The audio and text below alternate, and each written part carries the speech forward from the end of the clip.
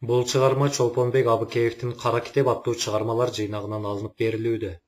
Чолпонбек Абыкеев, өлүмгө даярдык. Көзүн ачкандан кийин бопбоз шыпты тиктеп көпкө жатты. Кирпиктери ирмелген да жок. Бир караган киши өлүп калганго деп да ойломок. Ал түгүл дем алганы да билинбейт. Боз шып бозоргондон бозоруп, көздөрү мунарыктап, башына эч нерсе кирбеди. О далайда барып оронтуп алды да үшкүрө ордунан козголгонго аракеттенди. Ордунан кыймылдашы да тозок болуп калыптыр. Ар бир мүчөсү өзүнчө бөлүнүп кеткенсип, оңой менен эпке келбей, бели кырсылдап, буту колу шалактайт. Кичине кыймылдаганга чыкыйы лукулдап, башы тең жарылчудай какшай баштады. Көөдөнүн чыканак боюнча көтөрүп барып, кайра шалак таштады. Таштаганда да тээ түбү жок туңгуюкка таштагандай таштады. Дагы оор күрсүнө онтоду. Дүлөй тынчтык. Кулак угуп көз көрөр жерде жан жок. Кургаган эриндерин жаланып койду. Тили да кургап калыптыр. Куудурап, эриндерин ындаганга да жарабады. Так ушул көз ирменде башына бир ой келди. Өлүш керек деди. Ушинтип күбөрөнүп да жиберди. Көөдөнүнө бирөө кирип алып сүйлөп жаткандай туюлду. Туура, өлүш керек. Башка ылажы калган жок деп, дагы оюн бекемдеп көңгүрөндү. Кой, минтип жарым жан болуп жата бербей, биротоло өлүп тынчыйын, деп так чечимге келди. Ушул ойду ойлору менен башынын ооруганы басылып калды. Ал түгүл, эпке келбей аткан мүчөлөрүнө да жан кирип, ордунан сергек козголду. Жаткан дивандын кырына соксой отуруп алып, кантип өлөм деп ойлоно баштады. Асылсамбы? Өзүмө бычак урсамбы? Кан тамырымды кессемби? Кандай жол менен өлсөм деле баары бир эмеспи? Акыры өлөм да, алгач, дайынданып алайын, деп кетти. Жылаңач өлө берсемби? Деди. Кой, болбойт го. Кергендер тартайып жылаңач өлүп жатканымды көрсем не дейт? Өлгөндөн кийин баары бир да. Жылаңач боломбу, кийимчен боломбу, айырмасы кайсы? Баары бир жылаңач ташатты. Өзүнүн ыркыйган арык денесине көз жүгүрттү. Сөөктөрү каржайып, кабыргалары каркайып, дегеле адам карагыс, үрөй учуучудай болуп калыптыр. Кан тамырлары көгөрүп тарам-тарам болуп, териси сөөккө жабышып, саргыч тартып кеткен. Тобо, өзүнүн турпатына качантан бери карай элек. Ушул чын эле менминби? Деди да, ишене бербей ордунан сүйрөлө туруп, арта турган чоң бүзгүсүнүн алдына барды.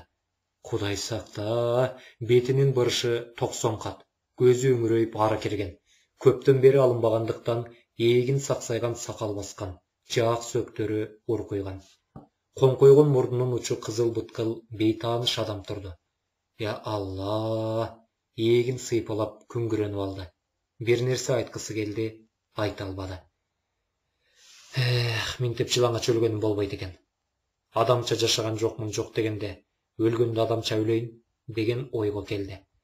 Азыр таптатнакай болуп кийинем дагы, анан өлөм, деди да, арата эшигинин тогосу бузулуп, оңдуу жабылбай кыйшайып турган кийим салган шкафын ачканда аңкая туруп калды.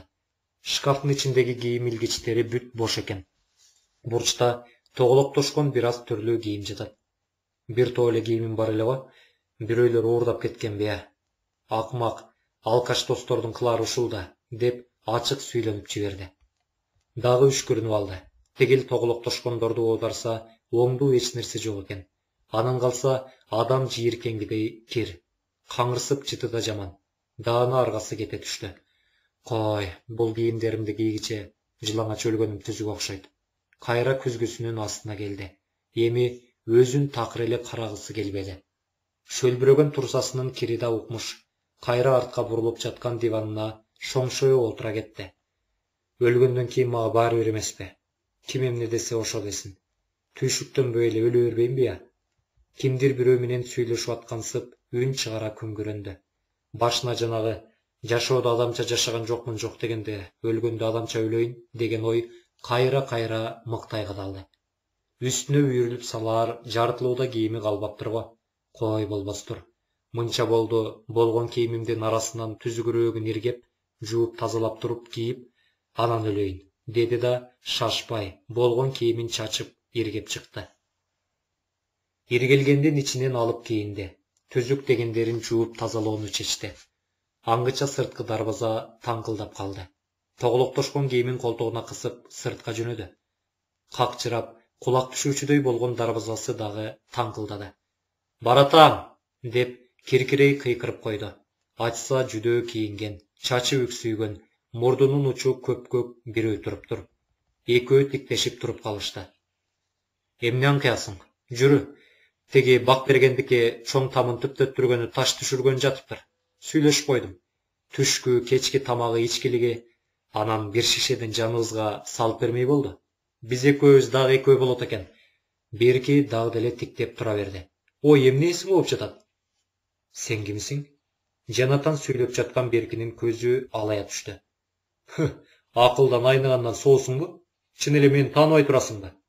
Экөө дагы тиктешип туруп калышты. Туйтусуңбу? Ой, жинди болбочу. Ооба туйтумун. Тобо, ушундай болуп калдыңбы? Беркиси даана аңкыйды. Өзүн бир сыйра карап калды. Кандай болуп калыпмын? Чоочуй үнүн пас чыгарып сурады. Кызыл тоголок чатыраган жигит эмес белең? Эмне болуп калгансың? Туйтунун көзү алайып кетти. Саке, сен эмне деп жатасың?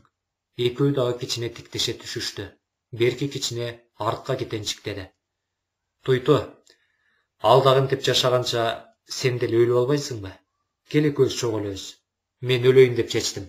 Болгону өлөрүмдө адамдай болуп, таза кийим кийинип өлөйүн десем, тазасы калбаптыр. Деги эле жыргаган кийимим да жок экен, ниең дурайындыкы. Буларды таза жууп туруп кургатып кийип өлөйүн деп чечтим. Адамча жашаган жокмун, жок дегенде өлгөндө адамча өлөйүн да туурабы экен?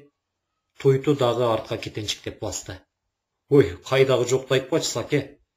Чын сөзүм, менин бары жогум кимге керек? Сеники деле ошондой да. Кечке таш ташып, акысын арак ичип эмне кыласың? Андан көрө үйгө кир, экөөбүз чогуу өлөлү. Нечен жыл аракты чогуу ичтик эле, эми теги чын дүйнөгө да чогуу кетели. Туйту алактай чалына чулуна жол жакка бурулуп, артынан Берки кармап алуучудай кача жөнөдү. Эй, Саке, акылыңа келсеңчи, деп угуза айтты да өзүнчө туу айнып калган тура деп декилдеп кетип баратты. Сапарбек аны узата карап турду да, байкуш итирейген, өлүмтүгүңдү сүйрөп жүргөнчө, менин акылыма көнсөң болмок, деди артынан кыйкыра. Анан дарбазасын кайра жаап коюп өз ишине киришти. Ар жерди оодарып жүрүп, кир жууган самындын калдыгын, бир аз айна порошогун таап, чылапчынга кирин чылады. Муздак сууга кир жакшы кетүүчүдөй эмес, демек суу жылытуу керек. Сууну кайда жылытаарын билбей башы маң боло баштады. Чоң мискейлери, казандары боло турган эле бири да жок. Ниеңде, алкаш достор бүт оордап сатып жоготушкан экен, деп сөгүнүп алды. Анда-санда чай кайнатып ичкен кичине чайнегине суу жылытса, эч нерсеге жетпейт. Казан издеп жүрүп мончосуна баш баккан. Ошондо эстеди. Таппасаң сыйпалап кал. Мончону өкүртө жагып туруп, киримди да жууп, өзүм да таза жуунуп албаймбы, я? Өзүнүн тапканына курсант боло, мончонун бочкасына суу куяйын десе, ичинин даты, кири тир укмуш экен. Арга жок тазалап жуушка туура келет. Акыркы жолу мончосун качан жакканы да эсинде жок. Ниеңде, бул да мендей болуп кароосуз калган тура. Сөгүнүп коюп онтолоп ишке киришти. Алка-шалка терге чөгүп, тим эле бир дат калтырбай мөлтүрөтө тазалады. Суу толтуруп коюп, отун сактаган сарайын ачса, бир тоголок көмүр жок. Ниеңде, алкаш достор бүт көмүрүмдү сатышкан экен, деп койду кайдыгер. Мал сарайдагы какчыраган жыга чачтоону талкылап отун кылды да күркүрөтө жакты. Суу батчылысын деп трактордун эски резина камерасында салып ийделе, морунан тим эле кара түтүн буркурай баштады. Сырткы дарбаза дагы такылдап калды. Ачса кошуна аял экен. Экөө тиктеше түшүштү. Эй, ботом, үйүң өрттөнгөн жокпу? Жок эже, мончо жагып жатам. Ошонун түтүнү. Экөө дагы тиктешип калышты. Кошуна аял Беркинин нуру өчкөн көздөрүн карап туруп, ийинин күйшөй, мончо жагып жатам дейсиңби? Ооба, мончо жагып жатам. Экөө дагы тиктешип турушту.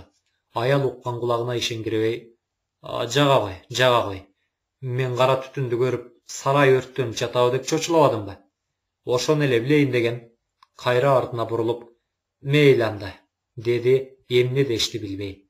Эже, нан ооз тийдейин десем, үйдө бир тиштем нан да жок. Кечирип коюңуз. Аял токтой калды. Башындагы жоолугун оңдоп, көздөрүн чоң ача карап алды. Маңдайында турган чын эле кошунасыбы?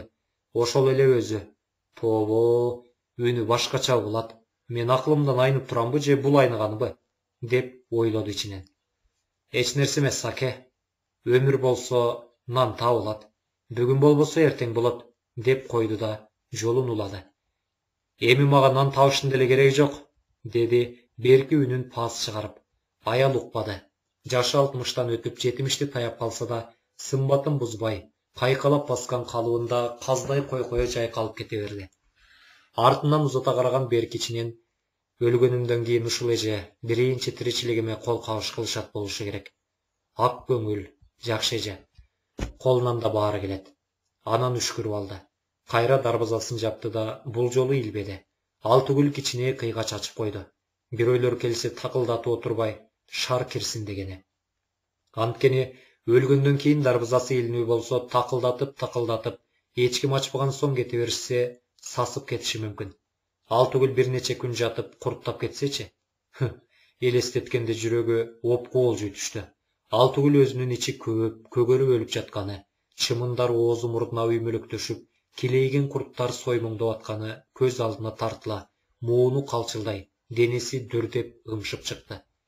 Өлгөндөн кийин да баары бир да, деп өзүн сооруткону менен курттай чирип жаткысы келбеди.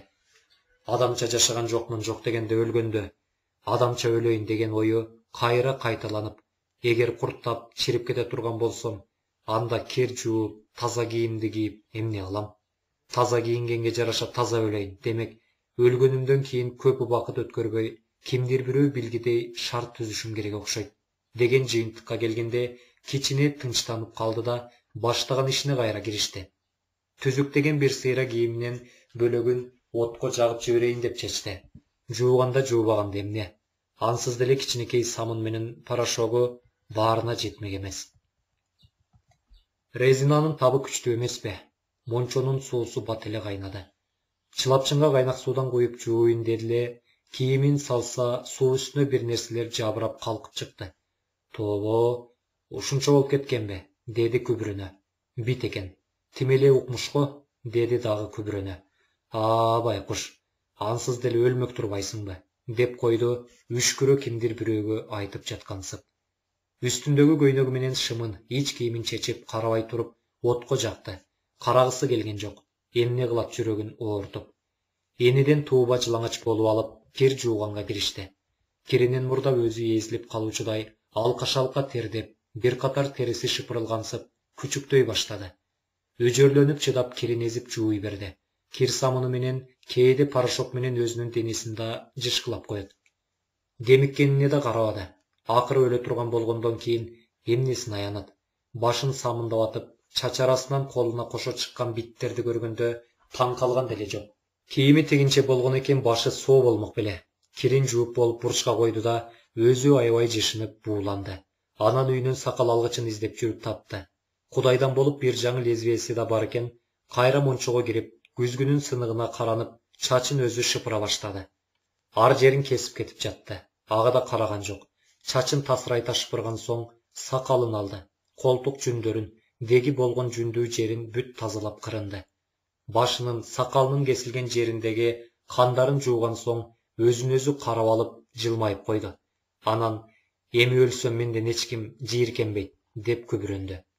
Кайра үйүнө кирип жуунган кийимдери кургагыча үстүнө кийип тургудай ылайыктуу бир нерсе издеп, эски пальтосунан башка эч нерсе тапкан жок. Калганын бүт өрттөптүр. Пальтосунун тигиштеринен бери өңүлө караса бит сирке көрүнбөйт.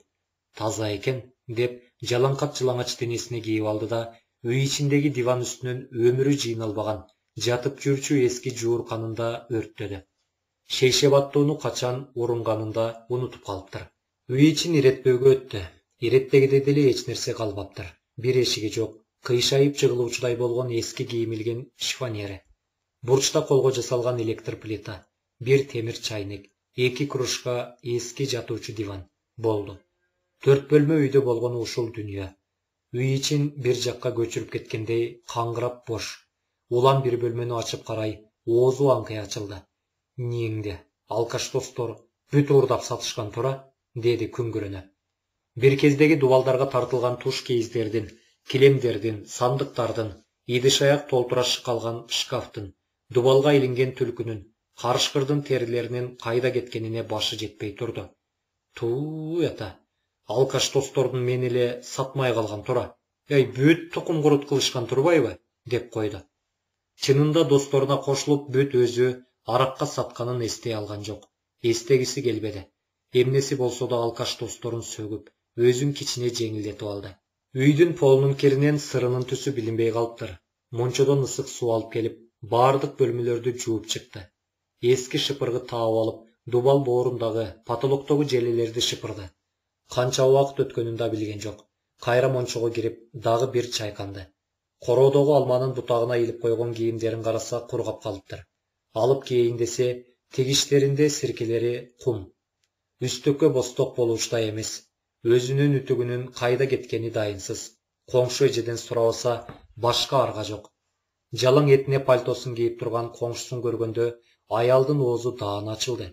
Алтыгүл сүйлөй да албай калды. Астында адам эмес эле арбак тургандай болуп кетти.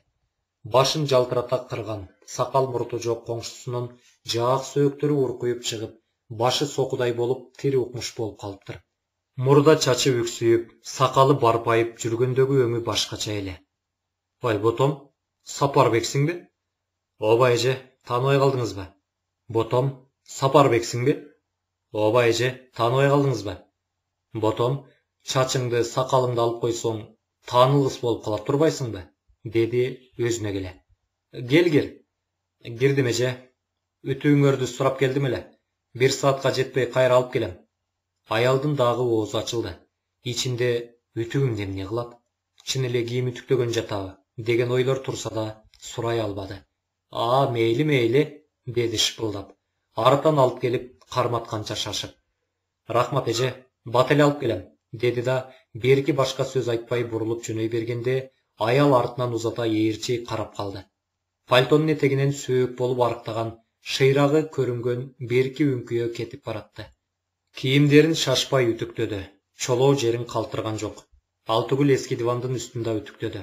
Пальтосунда үтүктөдү. Шалдырап чарчай баштады. Ичегиси жабышып, ачка болгондон ичи курулдайт. Үйүндө күкүмда нан жок экен. Чай кайнатайын десе кургак чай да жок. Тобо, кантип жашап келаткам, деп койду. Кийимин кийип алып кайра үтүктү жеткизип барды. Костюм шым кийгенге адамдай боло түшкөн.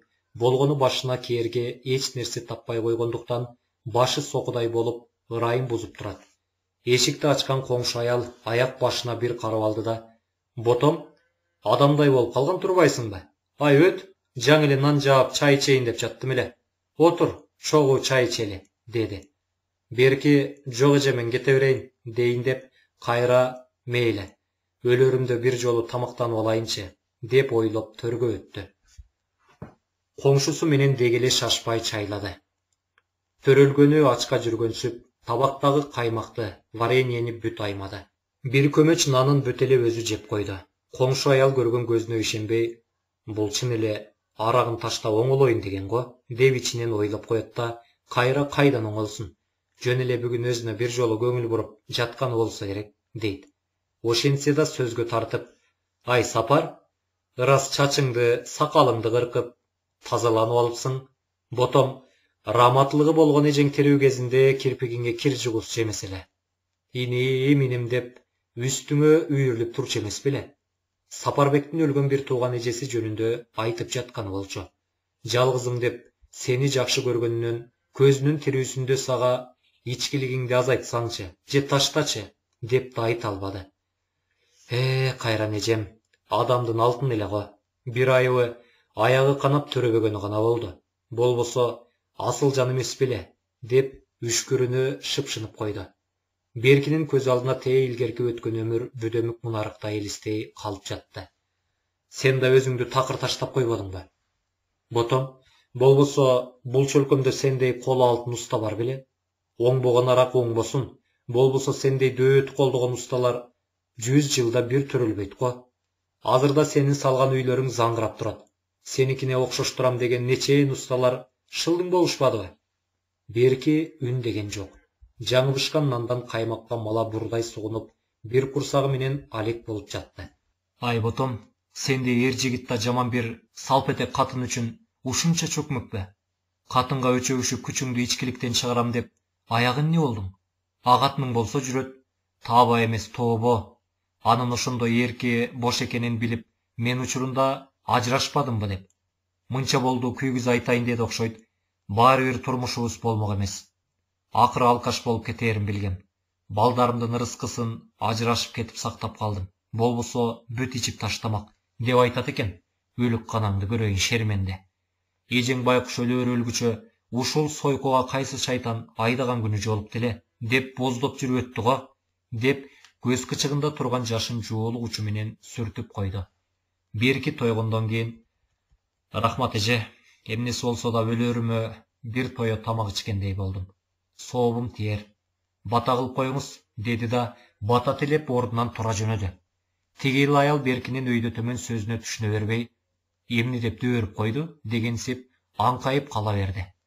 Үйүнө үңкүө басып баратканы менен кулагына кошуна аялдын таба эмес тобо деп жүрөт дейт деген сөзү кайра жаңырып атты. Мейли, өлсөм табалай турган кишиңде калбастыр деп койду күңгүрөнө. Өз дарбазасын өзү тааныбай калгансып үтүрөө тектеп туруп калды.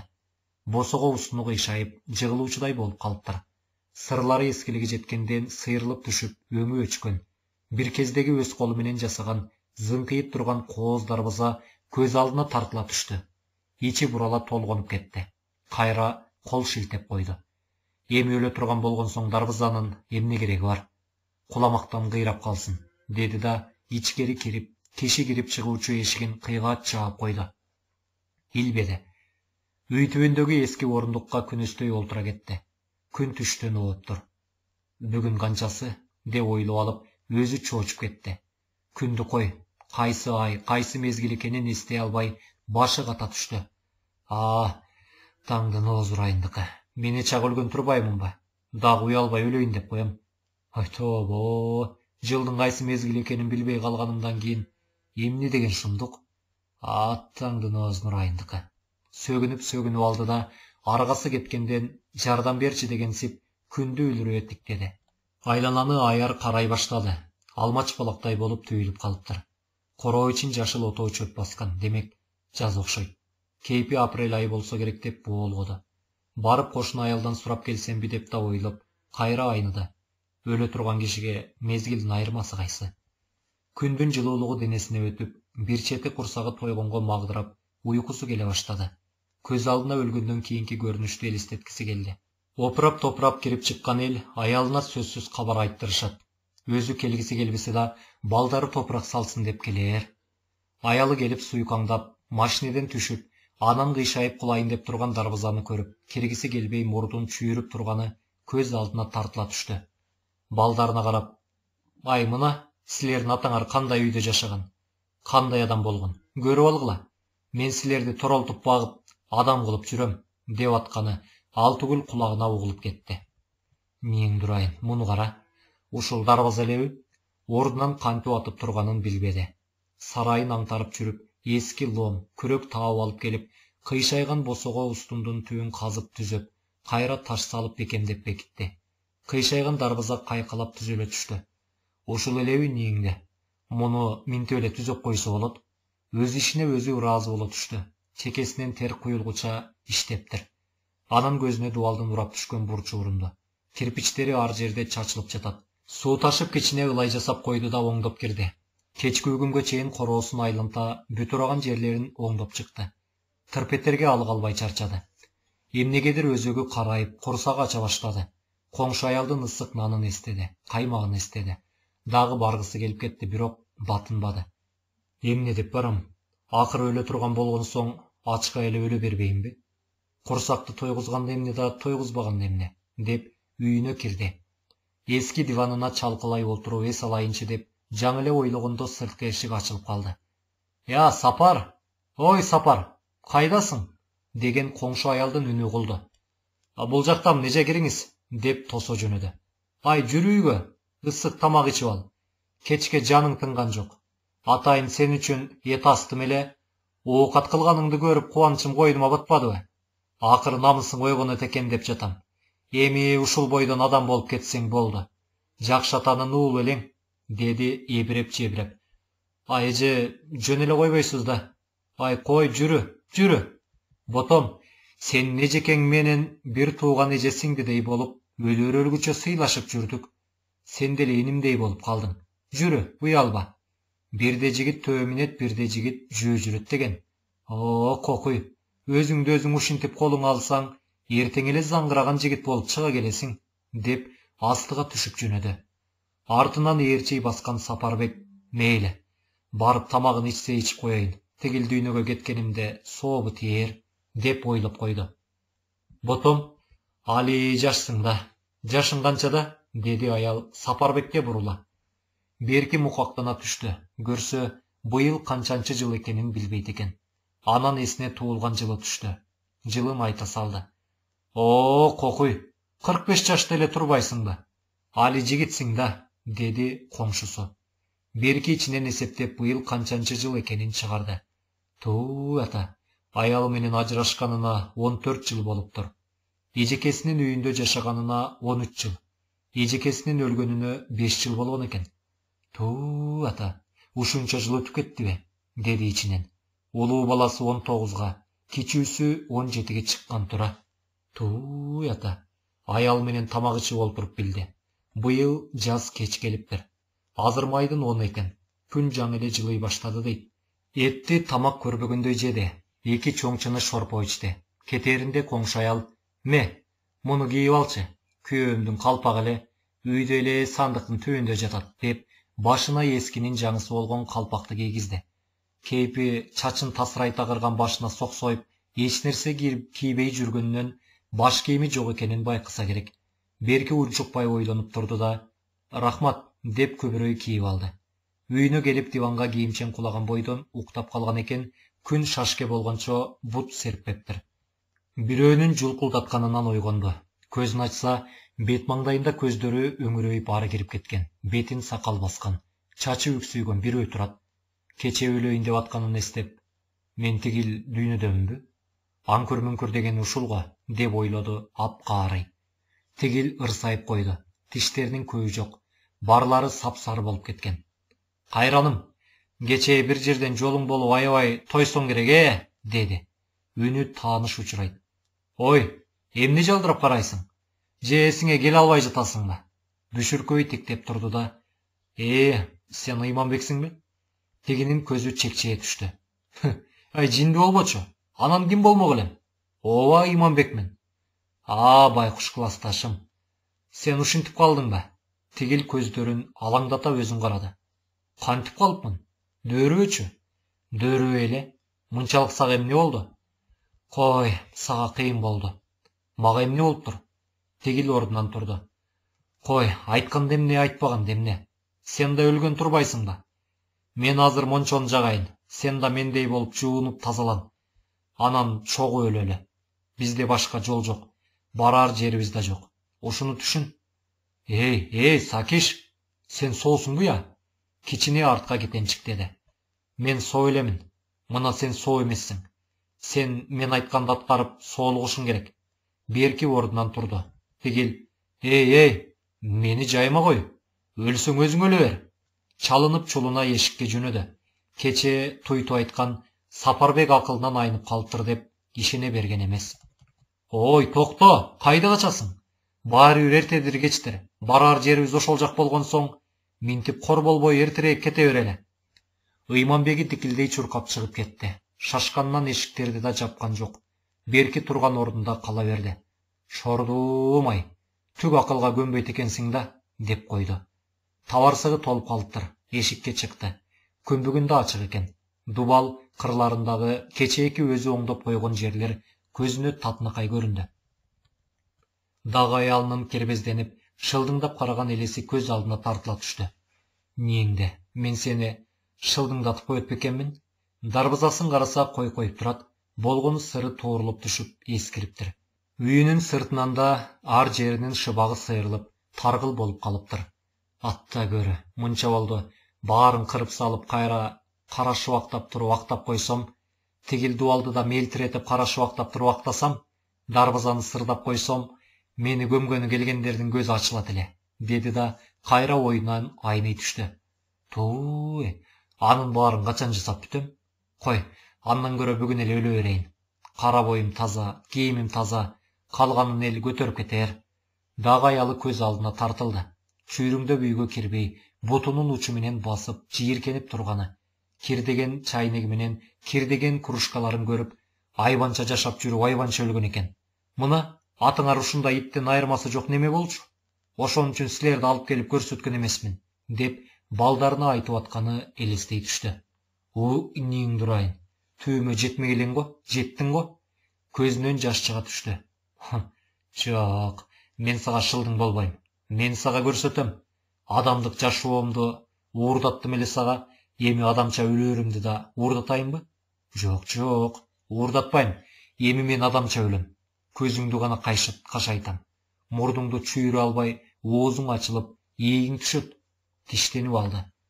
Көзүнө Малсарайдын үстүндөгү кызыл карагай устундар урунду.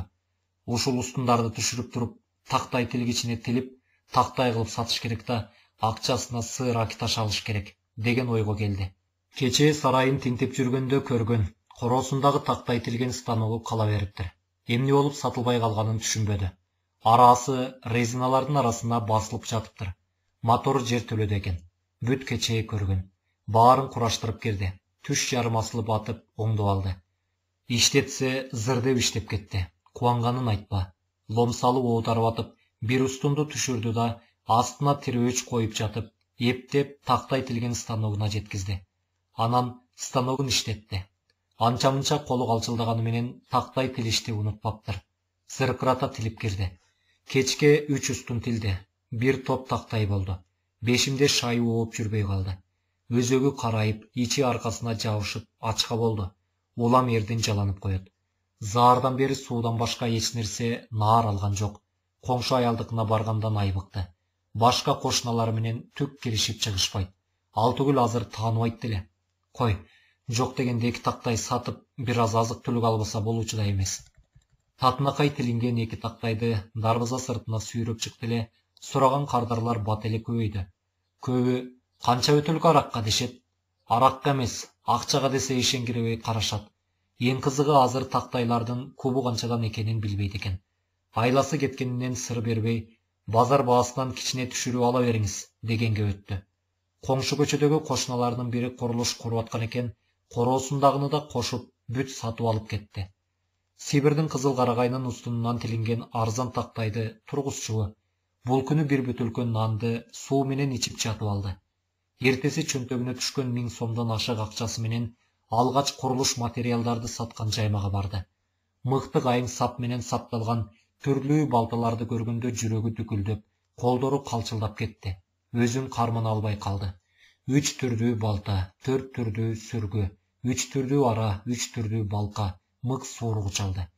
Өгөө кайрак, 5 түрдүү ойгуч кески алды. Шыбакка керектүү 3 түрдүү кала калды. Анан балта курчуткан чарыкчыга барып, балталардын өзү карап туруп, мизилдете тарттырып, албарстай курчутту. Мунун баарын эмнеге жасап атканын ойлонбоду. Сыралайын десе акчасы ченелүү калыптыр. Аки алды да үйүнө кайтты. Жолдон чай, кант, нан, колбаса, картошка, май алды. Минтип курсагына карабаса, иш арбуучу да эмес. Үйүнө келип тамактанып алып, тамынын сыртын сыйрууга киришти. Кечке бир капталын сыйрып бүттү. Коңшу аял келип, "Я, Сапар, эмне иш баштадың?" деди таңдана. Кара шыбагын сыйрып туруп, кайра шыбап, анан кум шыбактап туруп, актайын деп жатам. Бул аял Сапарды сыртынан багып, байкатпай байкап жүргөн. Устундарын тилип саткандан кийин, эми өкүртө ичет го деген. Жок, ичпеди. Демек чын эле оңоло баштаганбы? Ишенбей турду. Тобо, ушунча жыл аракты кууп ичип, алкаш болуп калган неме да оңолобу? Дарланбай бирөө кой дебей, өзү эле оңолуп кетеби? Тобо, буга Кудай өзү жол көрсөттү же чын эле акылынан айныды, деп коет ичинен. Анткени коңшусу акылынан айнып, белая горячка болуп калыптыр деп, бале болуп мертинтип коюп жүрбөсүн, абайла, дешкен. Ырас кыласың. Канча жылдан бери каралбай өңү өчүп кетпедиби? Ошодай же, киши киргиз болуп калыптыр. Оңдоосом болбойт. Өлсөм көмгөнү келгендер жийиркенбегендей болсун. Ботом, жашсың го, өлгөндү айтпачы. Акыры барар жерибиз ошол жакта. Аның туура дечи. Ошентсе да Кудайдын берген өмүрүн жашайын деген жакшы. Өлгөндөр эле жыргап кетиптирби? Тирүүлүктө адамча жашай албагандан кийин өлгөндө эле артыкпы деп калдым эже. Аның да туура. Сапар, адамча жашай албаган соң өлүү тирүүнүн айырмасы кайсы? Мына, сен акылыңа келдиң. Тиги алкаш досторуңду айт. Эмне ичип, эмне жеп, кайда жатып, кайда туруп жүргөнүн билишпейт. Тирүү деген эле аттары.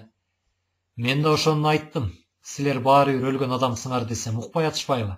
Мейли, укпаса жайына кой. Эми сен аларга кошулба. Мага аларга кошулууга убакыт болбойт го эже. Анан эмне ботом? Иштеген адамда да убакыт болчу беле. Андан көрө үйүңдү шыбап бүткөндөн кийин мен үйүмдүн да сыртын шыбап, тигил дарбазамды оңдоп бербейсиңби? Акысын берейин. Берки үнсүз ойлонуп калды. Ичинен буларың жөнөлгөнгө да мүмкүндүк бербейт го деп ойлоп кетти.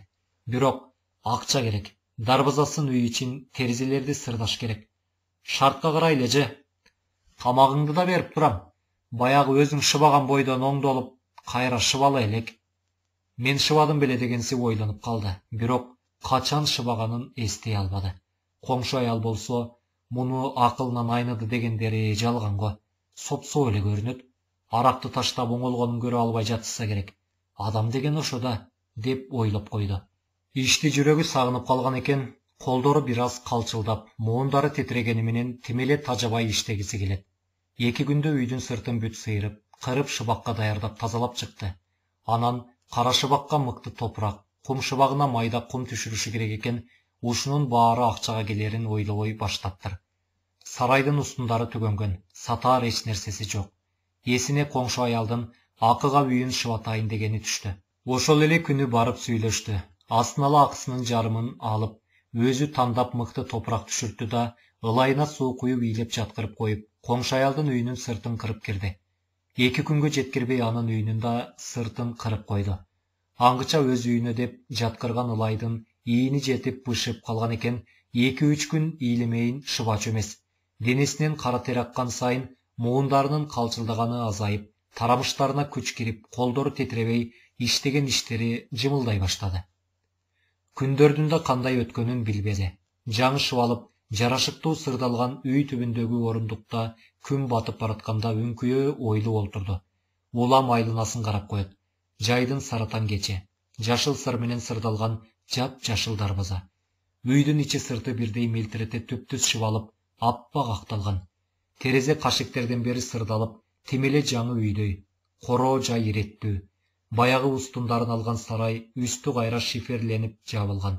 2 ай мурдагы ушул үй короо жайды таанып болбойт. Жаңы эле мончодон чыккандыктан баш кийимин алып койду. Жаңы чачын шыпыргандыктан башы сокудай болуп күнгө жалтырайт. Сакал алгандан бетер айына 3-4 жолу өзүнүн чачын өзү күзгүгө карап, шыпырып жүрүп, айда көнүп калган экен, кесилген жерлери жок.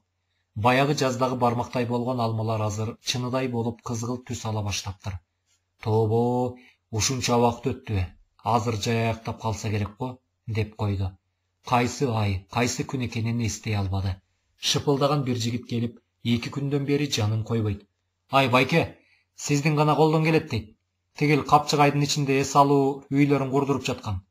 Бирин бирине окшотпой быйыл 4 үй курушум керек. Үйлөр тим эле көз тайгылып карап тургудай, жомоктогудай кооз болушу керек. Анткени жалаң чет өлкөдөн келген меймандар эс ала тургандай жай болот да. Сизге жалаң доллар менен төлөйм. Каалашыңызча жардам чалыңыз.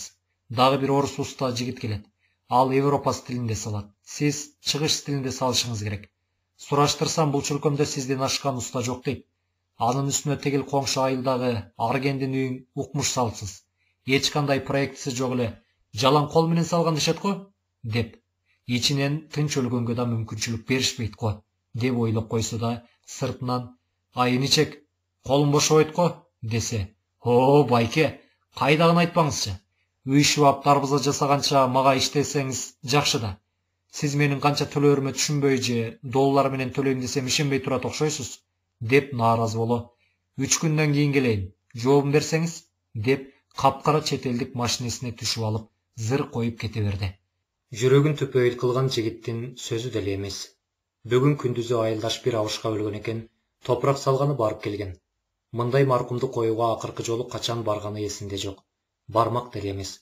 Өлгөндөн кийин кандай коет болду экен деп, эмне салт санаасы бар билип, дегеле көрүп коеюнчу деп ойлоп барган. Абышка өзү нечен жыл чоң кызматтарда иштеп жүрүп, айылга карыганда келген. Эки эле уулу бар экен. Анын бири наркоман болуп түрмөдө дейт. Экинчиси деле оңуп кеткен неме болбосу керек. Барган эл жерге түкүрүп, күңкүлдөгөн сөз кылып жатышты. Кокуй, жакшы жүрмөк бар, жакшы өлмөк жок деген ушул тура. Нечен жыл чиренип эл башкарып, айылдаштарына, туугандарына сыртын салып жүрчү эле, минтип өлгөндө жаман уулу союшуна бир жылкы чыгара албай, эптеп ары куй сойду. Жыртыш бере албады. Атүгүл кепинине ак мата таппай баланчадан карыз алган эмиш. Ай, кокуй, тиги баланчанын балдар кыздары кыйын экен, 5 кара союп, килейген күмбөз тургузушпадыбы? Уят эле иш болду. Топурак салганга да эл жартылуу келген жок. Курусун, өзү менен кетсин, дешип, сакалдуусунан жашына чейин түрдүү сөзгө калчап жатышты. Сапарбек сөзгө кошулбаса да бүт кулагын түшүп, эсине түйүп олтурган. Мына азыр ошону ой тизмегинен чуурутуп тарзалоодо. Оор үшкүрүп койду. Үйүн иреттеп бүткөндөн кийин эски диванын өрттөп жиберип, жаңысын алган. Анан өзүнө жетээрлик идиш аяк, жаңы жууркан төшөк, газ алган. Жалгыз бой кишиге ушул жетет. Көргөндөр деле жалгыз бой жашаган неме ашык дүйнөнү башына урабы, туура эле жашаптыр, дейт да деп койгон. Ата-алаш тууганы жок, демек союшуна мал чыгарчу эч кимиси жок. Атүгүл кепинине ак мата алып келер кишиси да жок. Үйдөгү акчасын ичинен эсептесе, кепиндикке жетчүдөй, бирок малга жетпес. Дагыялы көз алдына тартылды. Чүйрүңдөп, өзкерт башын эле ойлогон неме болчу. Курсагы тойгонуна кубанып жүрүп, тартайып өлүп калганын кара. Мунун чыгымында эми балдарым бар деп, мен көтөрөт экенмин да, деп итириңдеп жатканы бир элестесе, кайра көмсөңөр көмгүлө, көмбөсөңөр ачык таштагыла. Эч кандай союш поюшка чыгым боло албайм. Балдарым куурап багып келатканымда жетишет, деп тескери бурулуп, керек болсо келип балдарына топурак салгандарына да кубангыла, деп элге кошулбай, колун чөнтөгүнө салып, дулкулдап ары бери басканы көз алдына элестей түштү. Алдарыңды урайын, деле мага итириңдеп коет. Мес сага. Бармагын саласынан чыгара бет алдына сунду. Ушуну жепсиң. Мен деген баарын дайындап коюп кетем. Союшума килкилдеген 5-6 жылкы, кепиним, жыртышымдан бери дайындайм. Тигини, ушул сенин тилиңди буубасам элеби? Чимкиригиң чыгып ыйлагандай кылбасам элеби? Сен менин түйүмө жеттим деп жүрсөң керек. Жок, мен сага көрсөтөм, деп бакылдап сүйлөнө кетти. Дайыма сүт айран алып жүргөн келин дарбазадан кирип келатып, беркинин кимдир бирөө менен сөгүнүп сагынып сүйлөшүп жатканын угуп, кичине ачык дарбазаны түрткөн боюнча туруп калды да, ким менен урушуп жатат болду экен деп, жылчыктан караса, короодо жан киши жок. Өңү кубарып кетип, кайра артка качты. Эл арасында Сапарбектен абайлагыла, акылынан айнып калыптыр. Өзүнчө сүйлөнүп жиндеп кетмеyi бар экен. Мындай неме менен кишини майып кылып койсо да жооп бербейт. Анан калса колундагы узанган балталар да жалаңдап тим эле усталардай курч, деше турган. Ордунан тура калчылдап, ачуусун араң токтото ары бери баса баштады. Мурда ушинтип жүрөгү тилине ачуусу келгенде, аракты бөтөлкөнүн оозунан суудай жутчу. Ошондо көксөөсү сууй түшчү. Азыр антпейт, арак ичүүгө убактысы жок. Өлүмтүк камын эртерээк бүтүрүү керек. Шыпылдаган жигиттин сөзү эсине түшүп, кайра отура кетти. Жанагы доллар деген эмне болгон акча? Канча ойлонсо да түшүнүүгө жетпеди. Түгөнгүр, түшүндүрүп айтса болмок экен, деп койду күңкүлдөй. Эми ийини уркуюп, башы салаңдап, кайра ойго чөктү. Адамча жашай албадым, жок дегенде адамча өлөйүнчү, деп күңкүлдөдү. Жан чөнтөгүнөн саатын алып чыгып карады. Бул маалда сүт, айран саткан келин дайыма жаңы сүт, жаңы айран алып келип калчу эле. Кечикти го, колу бошобой калса керек. Өзүм эле барып алып келейинчи деп ордунан тура жөнөдү. Тери кургап калган башына калпагын кийип алды. Эх, тирүүлүк, ай, тирүүлүк. Өлбөйчүдөй болуп жүрөгүндө жашоодон сынаарын билди беле. Тагдырды өзүм жасап коем. Жашоо жыргалчылыгын тургузуш балтамдын бизинди деч эмес беле. Ошончолук болгон. 10 жылдыкты окуп өтө электе эле айылга уста атыга баштады. Эл стул жасатууга кезекке турушчу болду. Анан калса бышыкта, көркөмдүү да жасачу. Эч убакта шашчу эмес. Эмнени болсо ийине жеткире жасачу. Түйшүк кичинесинен мойнуна илинди. Согуштан бир бутунан айрылып, бир колу оңдуу иштебей келген атасы сөзү менен башкарбаса ишке жарачу эмес. Эжекеси экөө кичинесинен ички тышкы жумушту бирдей аткарып, таңдан кечке колхоздун жумушунан колу бошобогон апасына бел болуп өсүштү. Мындай түйшүк экөөндө эле эмес, согуштан кийинки балдардын дээрлик бардыгынын мойнунда болгондуктан, анда катардагы көрүнүштөй кабылданчу эмес беле. Онду бүтөөр менен Борборго жогорку окуу жайына барам. Окуйм дебеди. Иштеп кетти.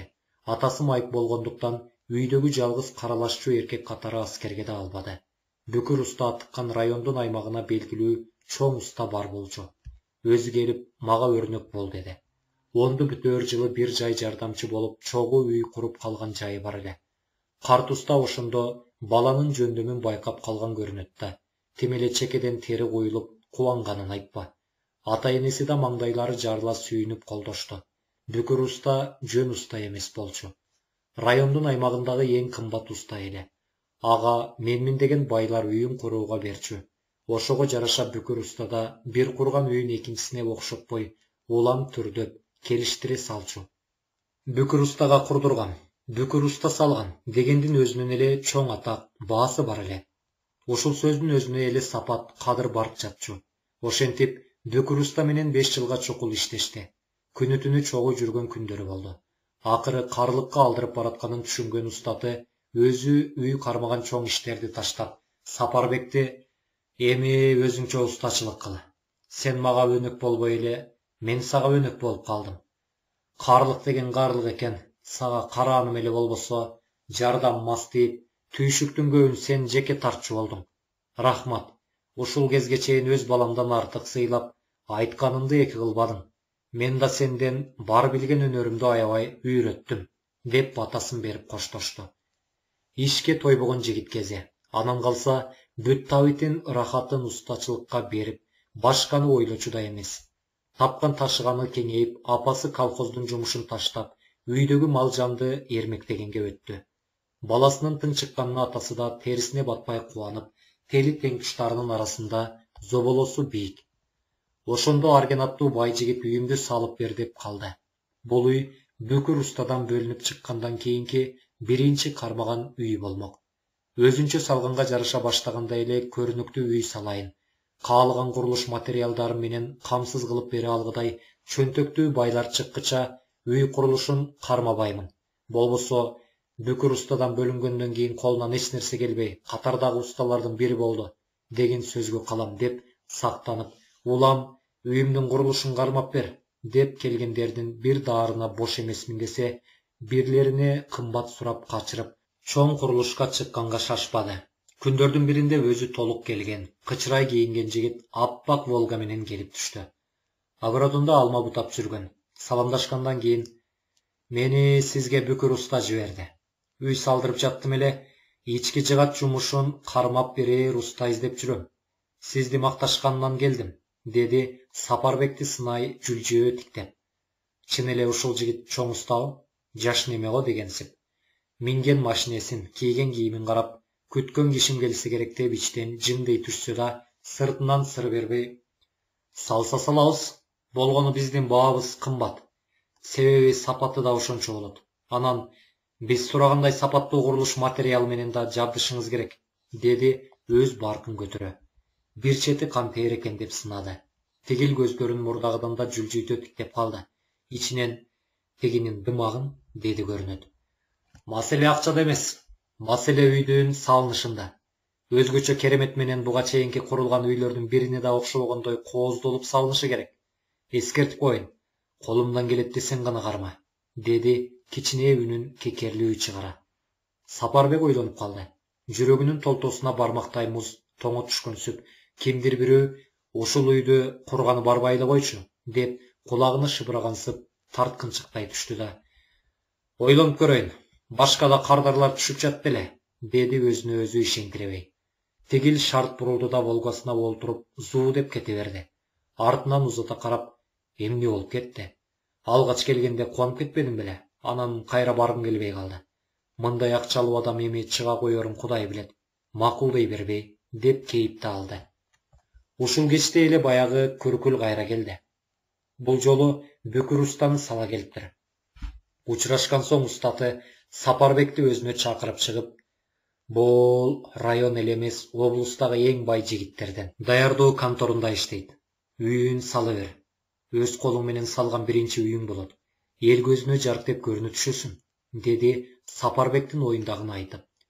Көрсө Тигил Бүкүр устаны өзүңүз башына туруп бериңиз деп кыстап жаткан экен. Мен эми кардым. Ушул жигит менден да ашкан мыкты уста, деп Сапарбекти көрсөткөн экен. Ошентип курулушту колуна алып калды. Бир гана жардамчы алды. Ишти баштаганда тез бүтүр деп шаштырбасын суранды. Күндөр сымырап өтүп, мезгилдер алмашты. Сапарбек күнү түнү үй курулушунда. Үй салган жок. Оюнчук салды. Тим эле терезе кашиклеринен баштап эшиктерин, үйдүн чатырын, балкондорун көз ала албай карап эле тургудайсың. Атүгүл башында көп ишеңкиребей мамиле жасоочу кожоюнда улам бүткөн иштин жыйынтыгын көргөн сайын оозу ачыла.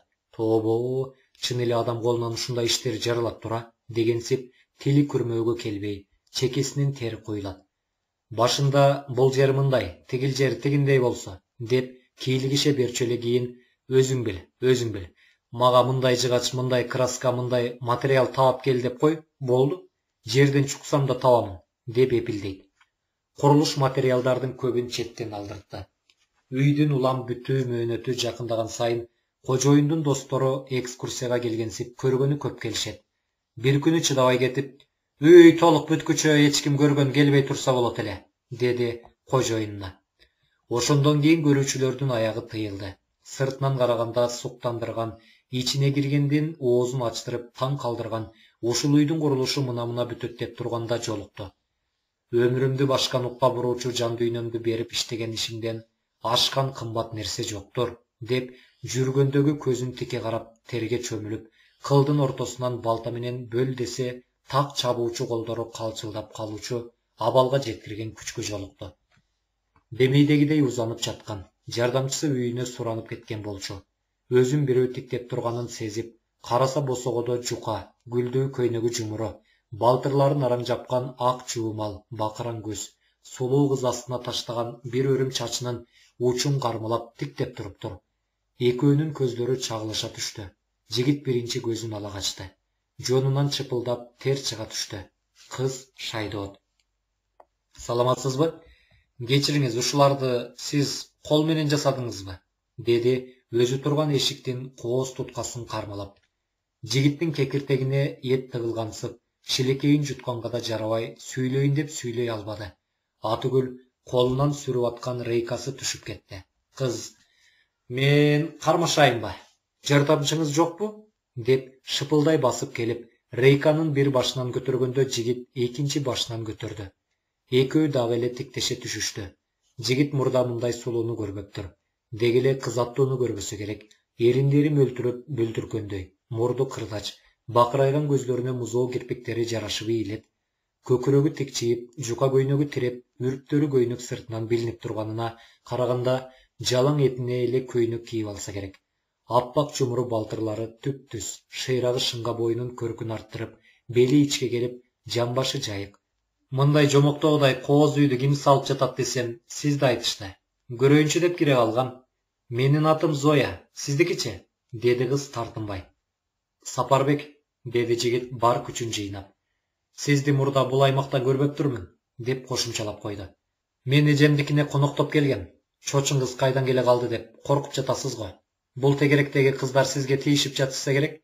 Баары эле ооздорунан түшүрбөй, укмуш уста деп алышыптыр го, деди тыкылдай кылыктана моймулжап карап. Ай жок, кыздарды деле тааныбайм. Эч ким деле тийишпейт, деп жигит өзүнчө эле шашкалактай актына кетти. Коюңузчу, кантип эле эч кимди тааныбай калат элеңиз? Сизди бүт таанышса, сиз эч кимди тааныбайм дейсиз, деди кыз дагы тийише. Жигит апкаарай түштү да кайра бир көргөн кызга мынча эмне актанып, алыктап атам деп ичтен ойлоп боюн жыйды. Эми тааныбайм дегеним жакын сырдаш эмеспиз дегеним да. Мындай өң тааныштар бар. Учурашып коебуз, деди күнөлүүчү үнүн паас чыгарып. Ошентпейсизби? Эркектер кыйынсыңар. Кыздар менен таанышсаңар эле, сенден башка эч кимди тааныбайм, сенден башка эч кимге көз сала элекмин деп киресиңер, деди үз төмөндөй. Менин андайым деле жок, деди Сапарбек үнүн коомай чыгара. Кыздын өтө ачыктыгы көп жага бербеди. Чекесинен аккан терин колунун сырты менен сүртө, аарчы ишин токтотуп, арыта турган чайнектеги муздакчалаптан жутту. Кыз шыңкылдап күлүп койду. Секелекче так секире улам бир бөлмөгө жүгүрүп, «Ой, укмуш экен» деп көрүп жүрдү. Бир топто кайра жигитке келип, «Укмуш эле акча кетсе керек, мындай үйдү шаардан да көргөн эмесмин. Сизге да кымбат төлөйт болсо керек», деди көздөрүн бакыраңдата. Жигит эс алайынча деп көчүк басып олтурган эле. Сөздү башкага буруш үчүн, «Шаардан келдиңизби?» деди кызды астыртаган карай. «Ооба, шаардан келдим десем да болот. Шаарга жанаша райондо жашайбыз. Айылдыктар бизди шаардыктар деп коюшат». Жигит үндөбөдү. Шаарда өскөндүктөн ачык айрым окшойт деп ичинен ойлоп койду. «Искусство институтунда окуйм. Студенткамын. Буюрса келаткан жылда бүтөм». Жигит сурабаса деле өз таржымалын айта баштады. Музыкадан берген мугалимдин, анан айылдык маданият үйүнүн уюштуруучулук кесибинин ээси болуп чыгабыз. Айылдагы жашоого кызгам, бирок өзүмдү айылда жашай алам деп элестете албайм, деп дагы жыргап, кыткылыктап күлүп да койду. Анан өзүнчө чоочуй, «Ой, мен кетейин. Эжекеме кайда бараарымды айтпай эле чыгып кеткем. Кайда жүрөсүң деп такалайт. Очень строгий эжешкаң бар. Тим эле жанымды сууруп алат. Пока, уста жигит», деди да жүгүрүп чыгып кетти. Этеги жайы кыска көйнөгүнөн ак балтыр булактай, бир өрүм чачы кылактай жигиттин жүрөгүн сууруп, кошо өзү менен ала кетти. Сапарбек эси ууп, отурган ордунан тура албады. Эриндери араң кыбырап, «Кош» демиш болду. Нес болуп катты. Кулагы чуулдап, кыздын үнү жаңырат, күлкүсү жаңырат. Элеси жаркылдап күлүп, астынан ары бери өтүп кылкылактайт. Канча отурду ким билсин. Ордунан сүйрүлө туруп, өнөгө экөө жатып жүрүүчү бөлмөдөгү ордуна араң жетти да күп чыгылды. Ошол бойдон ордунан турбай, тамакта ичпей жатып уктап кеткен экен. Түшүндө мойнуна кара чаар жылан оролуп алыптыр. Демин кысып муунтат. Эми эптеп бошонуп, алып ыргытса, аждаарга айланып, соро турган болуп калат. Жанталашып качайын десе кача албайт. Аждаар узун тили менен ороп алып, оп тартат. Улам аждаардын оозуна кирип, кекиртегинен өтө турган болуп калганда, колуна кайдан жайдан өзүнүн жакшы көргөн албарс миз балтасы урунуп калат. Бир шилтем менен боюна оролгон тилин кезе чабат. Аждаардын арсайган азуу тиштеринен кутулам деп, улам бирин үзө чабат. Ошондо да аждаардын оозунан чыга албайт. Тим эле жан аракетке түшөт. Ушинтип кыйналып атып, эшиктин калтырап ачылганынан ойгонуп кетти. Алма чөлмө терге түшүптүр. Көрсө, өнөгү келген экен. Ал беркини тиктеп турду да, «Ай, Сапаш, ооруп калган жоксуңбу? Өңүң жаман», деди. Өзүнөн 2 жашка улуу жигит болчу. «Жок, соо элемин. Болгону түндө жаман түш көрүп, кыйналып чыктым». «Ошонукуга», деди жооткото. «Ошондой эле болсун. Бүтөрүбүзгө аз калганда», деп койду да өнөгү эртең мененки тамакты даярдоого киришти. Сапар туруп шашпай жуунду. Ойгоноору менен кызды эстеди. Көз алдынан басса турса, кошо ээрчип кетпейт. Түндөкү көргөн коркунучтуу түшүн да унутуп калды. Ичинен, кайдан да жолукту эле, кантсем эми, дейт. Иш башталгандан сынай караган өнөгү, «Сапаш, сен чын эле соосуңбу же бир жериң ооруп турабы?» Түшкө жакын баягы Зоя дагы шаңкылдап кирип келди. Өнөгү менен да тааныша кетти. «Тим эле укмуштай үй салып жатсыңар», деп мактады. Өнөгү үйлүү жайлуу болуп калган сөзмөр жигит эле, «Сен көргөндөн көрө элегиң көп. Үй толук бүткөндө даана оозуң ачылат. Ошондо биздин колдон тим эле өпкүң келет», деп бакылдап, кыздын суроолоруна буйдалбай жооп берип, аны да тамашалап күлдүрүп, көпкө кетирбей кармады. Сапарда сөзгө аралашып, боюндагы баягы калтырагы тарап, үстүнөн ооржук түшкөндөй жеңилдеди. Кыз шаңкылдап күлгөн сайын жан дүйнөсү балкып түшкөндөй жеңилдеди. Аны жал-жал карайт. Сөз кезеги келсе, апкаарбай куудулданып, жооп берүүгө жарап, ичинен кыз кетпей дагы тура турса деп тилейт. Кыз кеткенден кийин өнөктөшү ух атта тимеле жүзүмдөй мөлтүрөп бышып турган кез экен. Эй Сапаш, сөз салсаңчы. Өзү да сага улам сөз агытып, кыйгач карап кылыктанып тийишип турат. Бойдук экениңди укса керек го, деди сынай карап. Кайдан? Мындай шаардыктар биздей айылдык устан карамак беле. Анын үстүнө билимдүү да неме экен. Өзүңдөй билим илими бар немени көздөйт да, деди көңүлсүз. Ушуну ойлогондо жүрөгү тыз деп үшкүрүп алды да. Билимсиз калгыча сырттан болсо да бирөөсүн окуп койсом болмок экен. Эмгиче бүтүп да алмакмын, деди ичинен. Өнөгү өз оюн бербей кайра сөз улады. Сапаш, койсоңчу. Ошол билимди үсүнгөндөрдү. Сенин алдагы алтын колуңда акылы бар киши бир эмес 2 дипломго да алмашпайт. Галстук тагынып, бир шымын күндө үтүктөп кийип, папке көтөргөнү болбосо, аларыңдын турсалар жыртык. Мына чыныгы кесип ээси деп сен айтыш керек. Көп эле уста менен иштешем. Сендейди көрбөгөм. Колуң тийген нерсе гүлдөй да түшөт го. Эгер жанагы кыздын өңүнө жараша акылы болсо, сендей жигиттин этегине жүгүнүшү керек. Сага тийсе өмүр бою эч нерседен кем болбой өтөт. Аялгандан башка эмне керек? Балдарын багып, күйөөсүнүн тапканын ичип жеп жыргап үйдө олтура берсин да, туурабы, Сапаш? Демек, бул сенде менимче жок дебейт. Эгер көңүлүң болсо, сөз сала бер, деди ишенимдүү. Түпкү сезиминдеги жаңы тутанган от ушундай кубаттоону эле күтүп турса керек, жел тийгендей дөрдей түштү чиркин. Өзүмдү эмнеге кемсинтем? Өнөгүм турганда чын эле дипломдуудан кемминби? Керек болсо мындан сулууларга да сөз салсам жарашпайт бекенмин, деп кайраттана кетти. Ошол күндөн баштап боюна карап, таза кийинип, чачын тегиздетип, сакал муртун күндө тазалап кырына баштады. Ишти да өзгөчө иштерман болуп чыга келди. Оозу ачылсын, көргөндө көз күйгөндөй кылайын, дечи болду. Зоя эмнегедир бир жумача кирбей калып, бир күнү адатынча жарык деп күтүүсүздөн пайда болду. Сапар дубал боорундагы атайын оюлуп калтырылган орунга кийим илүүчү шифонер жасап жаткан. Тобурчак терип кубалашкан тыйын чычкандардын сүрөтүн жыгачка оюп түшүрүп жасалган шифонер али бүтө элек болчу. Кирип келди да, көпкө үнсүз Сапардын ийкем кыймылдаган колдорун карап калды да, анан «Сиз сүрөт окуу жайын бүттүңүз беле?» деди, таңданганын жашыра албай. Сапар тыйын чычкандардын оюлган кулагындагы жыгачтын пырын үйлөп койду да, кызды эми байкагансып: саламатсызбы, Зоя? Кандайсыз? Көптөн бери көрүнбөдүңүз го?» деди сөздү башкага буруп. Кыз жигиттин сөзүн укпагансып, шифонерди колу менен аяр сылап: «Менин да ушундай кийим салган шифонерим болсо?» деди да жигитти жалт карай суроосун кайталады. «Сиз сүрөт окуу жайын бүттүңүз беле?» «Жок, эч кандай окуу жайды бүткөн эмесмин.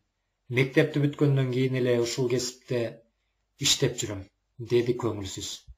«Тим эле карап эле тургудай жасайсыз. Сүрөтчүлүк талантыңыз күчтүү экен. Сүрөттү сонун тартат болсоңуз керек». «Ай жок, калем менен эч нерсе тарта албайм. Ал эми тегил аспаптар колумда турса, өзүнөн өзү эле эмнени жасайм десем жасала берет.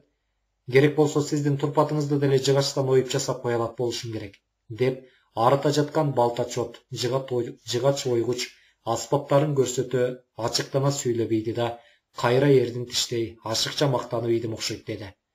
Кыз сөз кезегин кое бербеди. «Чын эле менин турпатымды да жыгачтан жасай аласызбы? Мага окшотуппу? Коюңузчу», тим эле көздөрүн жайнатып, эзилип тиктеди.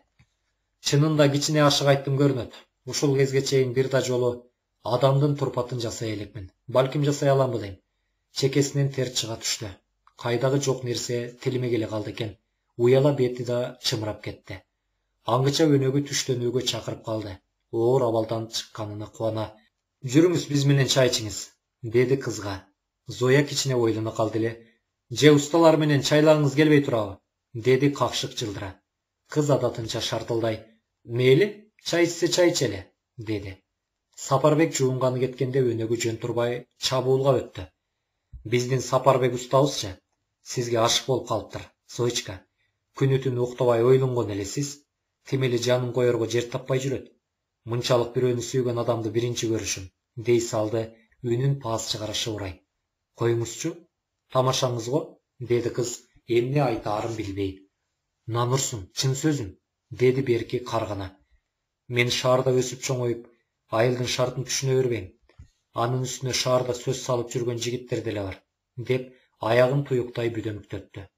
Аңгыча Сапар келип калып, сөз башкага бурулуп кетти. Улам бир тамаша айтышып, түштөнүү көпкө созулуп калды. Каткырып күлүп атышып, үйдүн кожоюну Аргендин кирип келгенин да байкабай калышыптыр. Усталар мынча эмне каткырып жатат десе, Зоечка бар беле, деди ал кирип келип. Баары орундарынан заат көрсөтө тура калышты. Зоя эмнегедир кызарып кетти да, саламатсызбы Арген байке, деди уялыңкырай. Арген баары менен кол алышып көрүштү да, Зоянын колун өөп, кандайсың Зоечка, супсулуу болуп жаркылдап жүрөсүңбү, деди көздөрүн кымыңдата тиктеп. Сапар ичинен бул Зояны кайдан тааныйт деп ойлой кызгана кетти. Зоя болсо, жигиттер жакшы калгыла, мен кеттим, деди да беркилер сөз айткычак деле жылт коюп чыгып кетти. Арген бир нерсе айтканын оозуна таптап келатканда Сапардын өнөгү оозуна, бул Зояга биздин Сапар аябай ашык болуп калыптыр. Кантип сөз салаарын билбей тынчы кетип, түнү уйку көрбөй жүрөт, деди Аргенге жымыңдай карап көз кыса. Арген эмнегедир кичинекей ойлоно калды да анан, эгер Зояны чын эле жактырсаң, аны алыштын жарасы жеңил. Менин бир ооз сөзүм. Эжеси өз үйүңө жеткизип берет. Зоянын эже жездеси менен менин алыш беришим бар. Пык деп көрүшсүнчү, момуну төөлөрүн ойното коеюн, деп эткел муштумун көрсөтө каткырып койду. Сөз ишке бурулуп кетип, башка Зоя жөнүндө кеп козгошподу. Канткени менен Аргендин жылуу сөзүнө Сапарбектин ичи жылып, кубанганынан өзүнчө эле кудуңдап жүрдү. Тим эле Зоя экөө баш кошуп жашап жаткандай сезип кетти.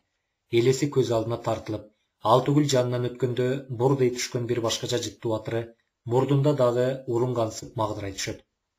Арадан 3 күн өткөндөн кийин адатынча шаңкылдап кирип келген Зоянын колуна Сапарбек оромол карматты да, өзүң ачып көр, деди. Табышмактуу оромолдун ичин көргөндө ашыккан кыз чечкинче шашты. Ачаары менен көздөрү бакырая таңданганын жашыра албай, бирде Сапарбекти, бирде колундагыны карап туруп, "Ой, куурчак, бул мен го, мага окшош го?" деди мукактанып. Чын эле куурчак Зояга куюп койгондой окшош болчу. Биринчи күнү келгендеги гүлдүү көйнөк кийип, астына түшкөн бир өрүм чачын колдору менен кармалап бажырап жылмайып турган кыздын сөлөкөтү болчу. Өтө чеберчилик менен жасалып, боектору да таасын тандалгандыктан тим эле тирүүдөй көрүнөт. Чын эле мага окшош экен, деди Зоя куурчакты колуна суктана айландыра карап. Анан Сапарды элжирей карап туруп, бетинен чоп бедире өбүп жиберди да, "Рахмат, мындайды күткөн эмесмин. Эжеме көрсөтөйүнчү. Көргөн көзүнө ишенбейт болушу керек. Сен уста эле эмес, сүрөтчү да турбайсыңбы?" деди да жүгүргөн бойдон чыгып кетти. Кейпи эжесине мактанганча шашты окшойт. Күйө албай турган отко май чачып жибергенсип, кыз бетинен өпкөндө Сапарбектин денеси от менен жалын болуп кетти. Жигит мындан ары чыдай алмак эмес. Өнөгүнө Зояга сөзсүз үйлөнүшүм керек. Ансыз мен үчүн жашоонун кызыгы жок, деп жүрөгүндөгү сырын айтты эле, андан аркы окуя түшүндөгүдөй болуп кетти. Азыр толуктай эстей албайт. Өнөгү Аргенге кептин чоо жайын түшүндүрүп, жардам бербесең болбойт дептир. Жума өтпөй той болуп, Зояга үйлөндү да калды. Алгач өңүмбү же түшүмбү деп, өзүнө өзү ишенбей да жүрдү. Ушинтип өңү түшүн айыра албай, арадан 4-5 жыл өтүп кетиптир. Экинчи уулу төрөлүп, улам чоңойгон сайын жүрөк сыздаткан оору пайда болду. Өзү табиятынан сары, бүт урук тууганы менен сары, көк көздөр, аялы ак саргыл кой көз. Биринчи уулу да өзүндөй сары. Ушул экинчи уулу төрөлгөндөн башкача. Кара тору, тармал чач, бакыран көз, каректери капкара, мурду коңкойгон. Шыбыр кептердин асты Сапарбектин да кулагын жанып өтчү. Бирок бир да жолу маани бербеди. Ал үчүн Зоя эч кимдин колу жеткистей башкача болчу. Жаман сөзгө кыйчу эмес, ушак деп койчу. Бала чоңойгон сайын Зоянын да кыялы өзгөрдү. Өзүнөн өзү туруп, жиндеп жок жерден чыр чыгарат. Бейкүнөө баланы сабайт. Тим эле өзүн коерго жер таппайт. Кайненеси келип, "Ай, ушул уулуңарды бизге бербейсиңерби? Биз багып алалы", деди эле Сапарбектин апасы, "Өзүбүз деле баштан тажагандардан эмеспиз. Өзүбүз эле багабыз", деп жуутпай койду. Сапарбек жумушунан баш көтөрө албайт. Эртең менен таң ата кетет да түн ортулой кайтат. Көп учурда конуп иштемеyi да бар. Кардарлар күн мурунтан кезекке туруп күтүшөт.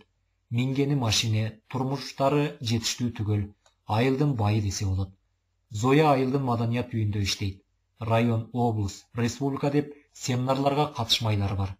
Кээде жумалап республикада жыйналыш, семинар деп жүргөн күндөрүндө да Сапарбек үй бетин көрбөй калдың да деп кыйытып болсо да сөз айткан жан эмес. Тапкан ташыганын бүт алып келип бергенди гана билет. Эрдин момуну болду. Жалгыз келин болуп кайнене, кайнатасы деле кысымга алганды билишпеди. Күндөрдүн биринде демейдегидей жумуштан кеч келсе, адатынча апасы жатпай күтүп олтурган экен. Аялы эчак жатып алыптыр. Тамагын ичип бүткөндөн кийин, "Оолум, отурчу сүйлөшөлү", деди апасы олуттуу. Өтө жүйөлүү, олуттуу кеп болгондо гана апасы ушинтпесе күнүмдүк кеп кеңеште тамактанып олтурганда эле айтып койчу. Ошондуктан чарчап жаны жер тартып турса да, туруп баратып кайра унчукпай олтурду. Апасы кичинеге үнсүз олтурду да, оор үшкүрүп алып кебин баштады. "Ай уулум, кептин ачыгын айтайын. Келиним экөөңөрдүн ортоңорго от жагайын дегенден алысмын. Мени туура түшүн. Илгертен камчысы катуу эркектин катына бүйүрдүү деген кеп бар. Сен катыныңа какыс-кукус кылып, ээрөңдөнүп койгонду койдум. Деги эле катыны бар эркектей эмессиң. Эртең менен кетесиң, кечинде кеч келесиң. Аялың өзү менен өзү. Каалаганын кылат да жүрөт. Кечке үй бетин көрбөйт. Анысы аз келгенсип барган сайын уялбай эле кызуу келчү болду. Элдин оозун ким тыят? Кеп сөздө болуп бүттүк. Ага деле кулак бышып калды. Тигил борбордо жыйналыш десе эле жүгүрөт. Күйөөсү, үй жайы бар катынча, кой, шартыма карайын дегенди билбейт. Баардан да мына бул чычкандай балада эмне күнөө? Кызуу болуп келсе эле ушуну тытып сабап калат. Күнөө өзүндө да. Кичинекей периштеде эмне жазык? Бүгүн мен келип калып, ортого түшпөсөм, өлтүрүп коймок окшойт, деди. Буулга көз жашын жоолугунун учу менен арчый сүйлөй албай турду да, "Секет кетейин. Өзү да баладан башкача зирек.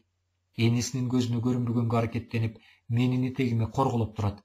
3 жашар баланын акылы ушунда деп ким ишенет?" "Эмнеге баланы урат?" деди Сапарбек апасына делдее карап. Өзү да жанатан апасынын сөзүнө бир теригип, бир дымып, уйкудан жаңы ойгонгонсу отурган. Баласынын суроосуна эненин ичинен тим эле кан өтүп кетти. Кокуй, бала чотун көтөрүп, устачылыктан башканы билбей жүрүп дөдөй болуп калган тура. Бул байкуш ушул кезге чейин баласынын өңүнө маани берип деле карай элек болсо керек да. Болбосо баласы баягы партург болуп жүрүп, республикага чоңоюп кеткен Кайдылданын эле копиясы. Тобо, ушундай да окшош болмокпу деген элдин сөздөрүн кулагы чала элек го дейм. Ушунча дагы коо болобу? Үйдө жүрсө Зояжан деп көзүн карайт да турат. Же мунун башын айлантып келе согулуп койгонбу бул бейбак, деди ичтен сыза. Тилин таптап, нечен болгонун болгондой, катынын баягы парторг Кайдылда менен күнү-түнү семинарлап кетип жүрүп, сага балканактай бала төрөп бербедиби? Букасы бөлөк болсо да музоосу биздики деп унчукпай багып олтурабыз. Анан катынын ойуну шоттон ысык, ажырашкан соң боктон сассык болуп, ал Кайдылдасы борборго которулуп кетип карабай калгандан бери ызасын баладан чыгарып жатпайбы? Деп айта сактанса да батына албады. Антиштин ордуна жөн салды, четин кыйтып. "Айботом, өңү кара тору болгонго жерип жүрөт го", деди кымырына. "Эмнеге жерийт? Кайнежем таякелерине окшоп калыптыр дебеди беле", деди уулу күңкүлдөп. Энеси астындагы орундугу менен уулун башка ура сактап, өзүн араң карманды. Жүрөгү кысылып ооруп чыкты. "Кой уулум, минткениң болбойт. Катының менен эркекче сүйлөш. Эми жаш эмес. Бир эмес экини төрөдү. Үйдү үй, жайды жай кылган катын. Эсиң барда этегиңди жап деп айт. Бой катынча колоктоп жүргөнүн токтотуп, үйгө каралсын. Мен да картайдым. Келининин жөн чыкканына кейип жүрүп, атаң да эрте кетти. Болбосо дагы 5-10 жыл жашайт беле", деди көз жашын сүртө. "Ай коюңузчу апа, Зоя эмне күнөө? Жүрсө иши менен жүрүп атпайбы? Жумуш ошондой турбайбы? Артисттерди тегил жакка, бул жакка алып барат экен. Жыйналышка барбаса да болбойт экен. Эми иштебей үйдө отур дейинби?"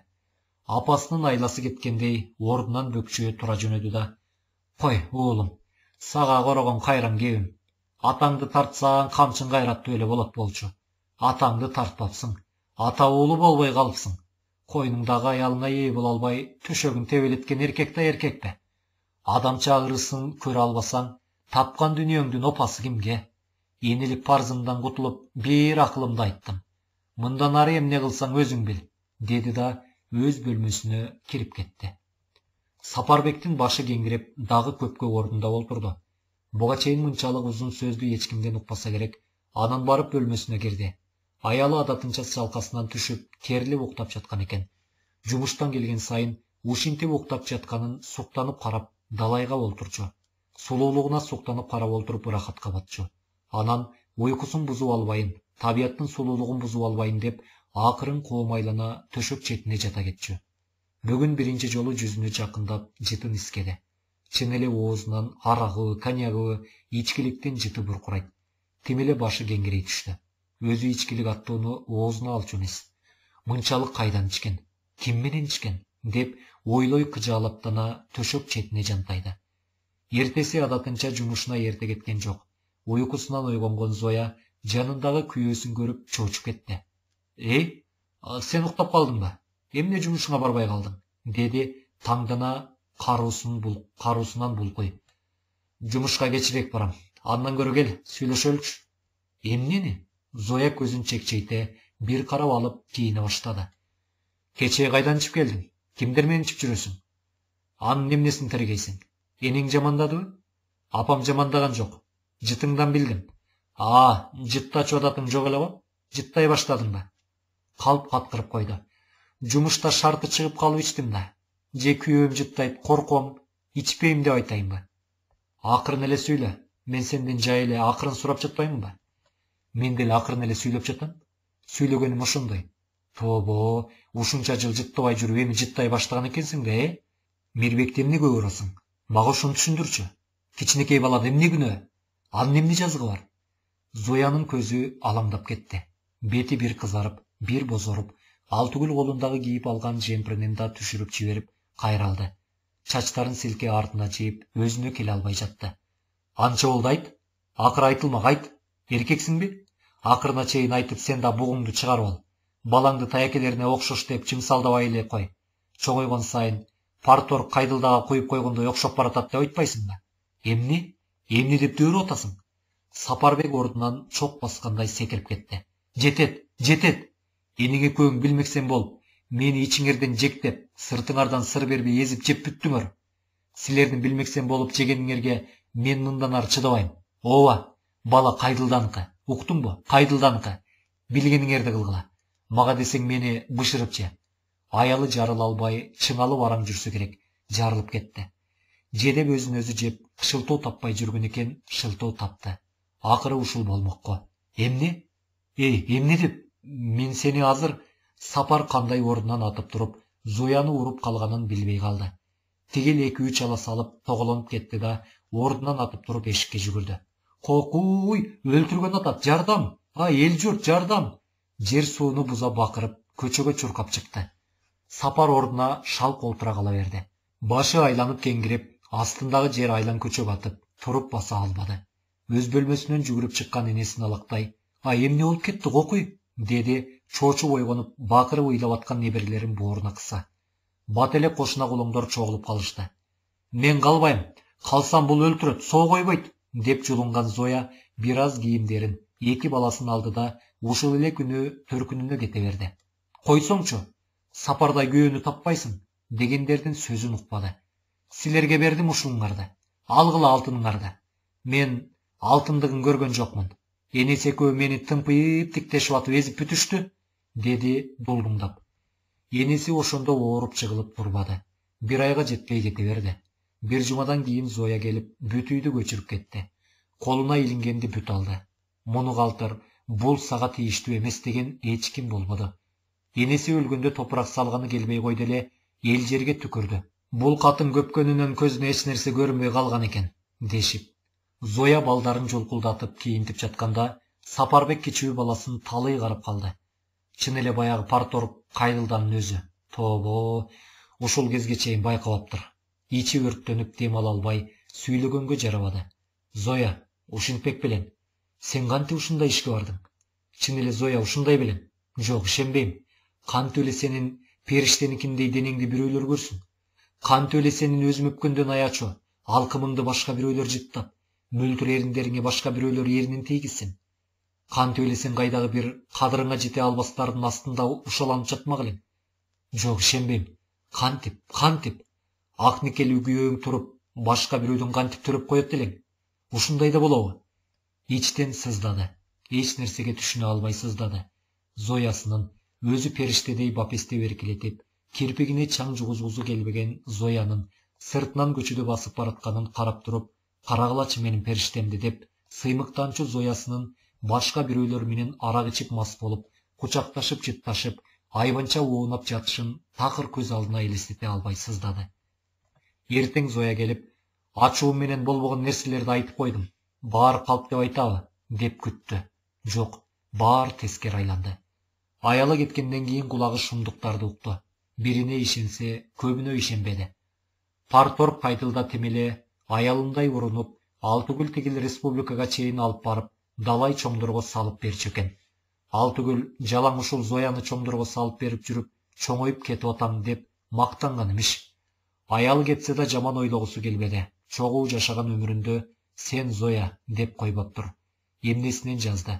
Бир жолу чалабыла муштап койгонун бетине кармап, керек болсо сени соттотуп эм деп коркутуп, сот аркылуу ажырашып, үйүн саттырып, бүт акчасын өзү алып, Сапарбекти талаага таштап кете берди.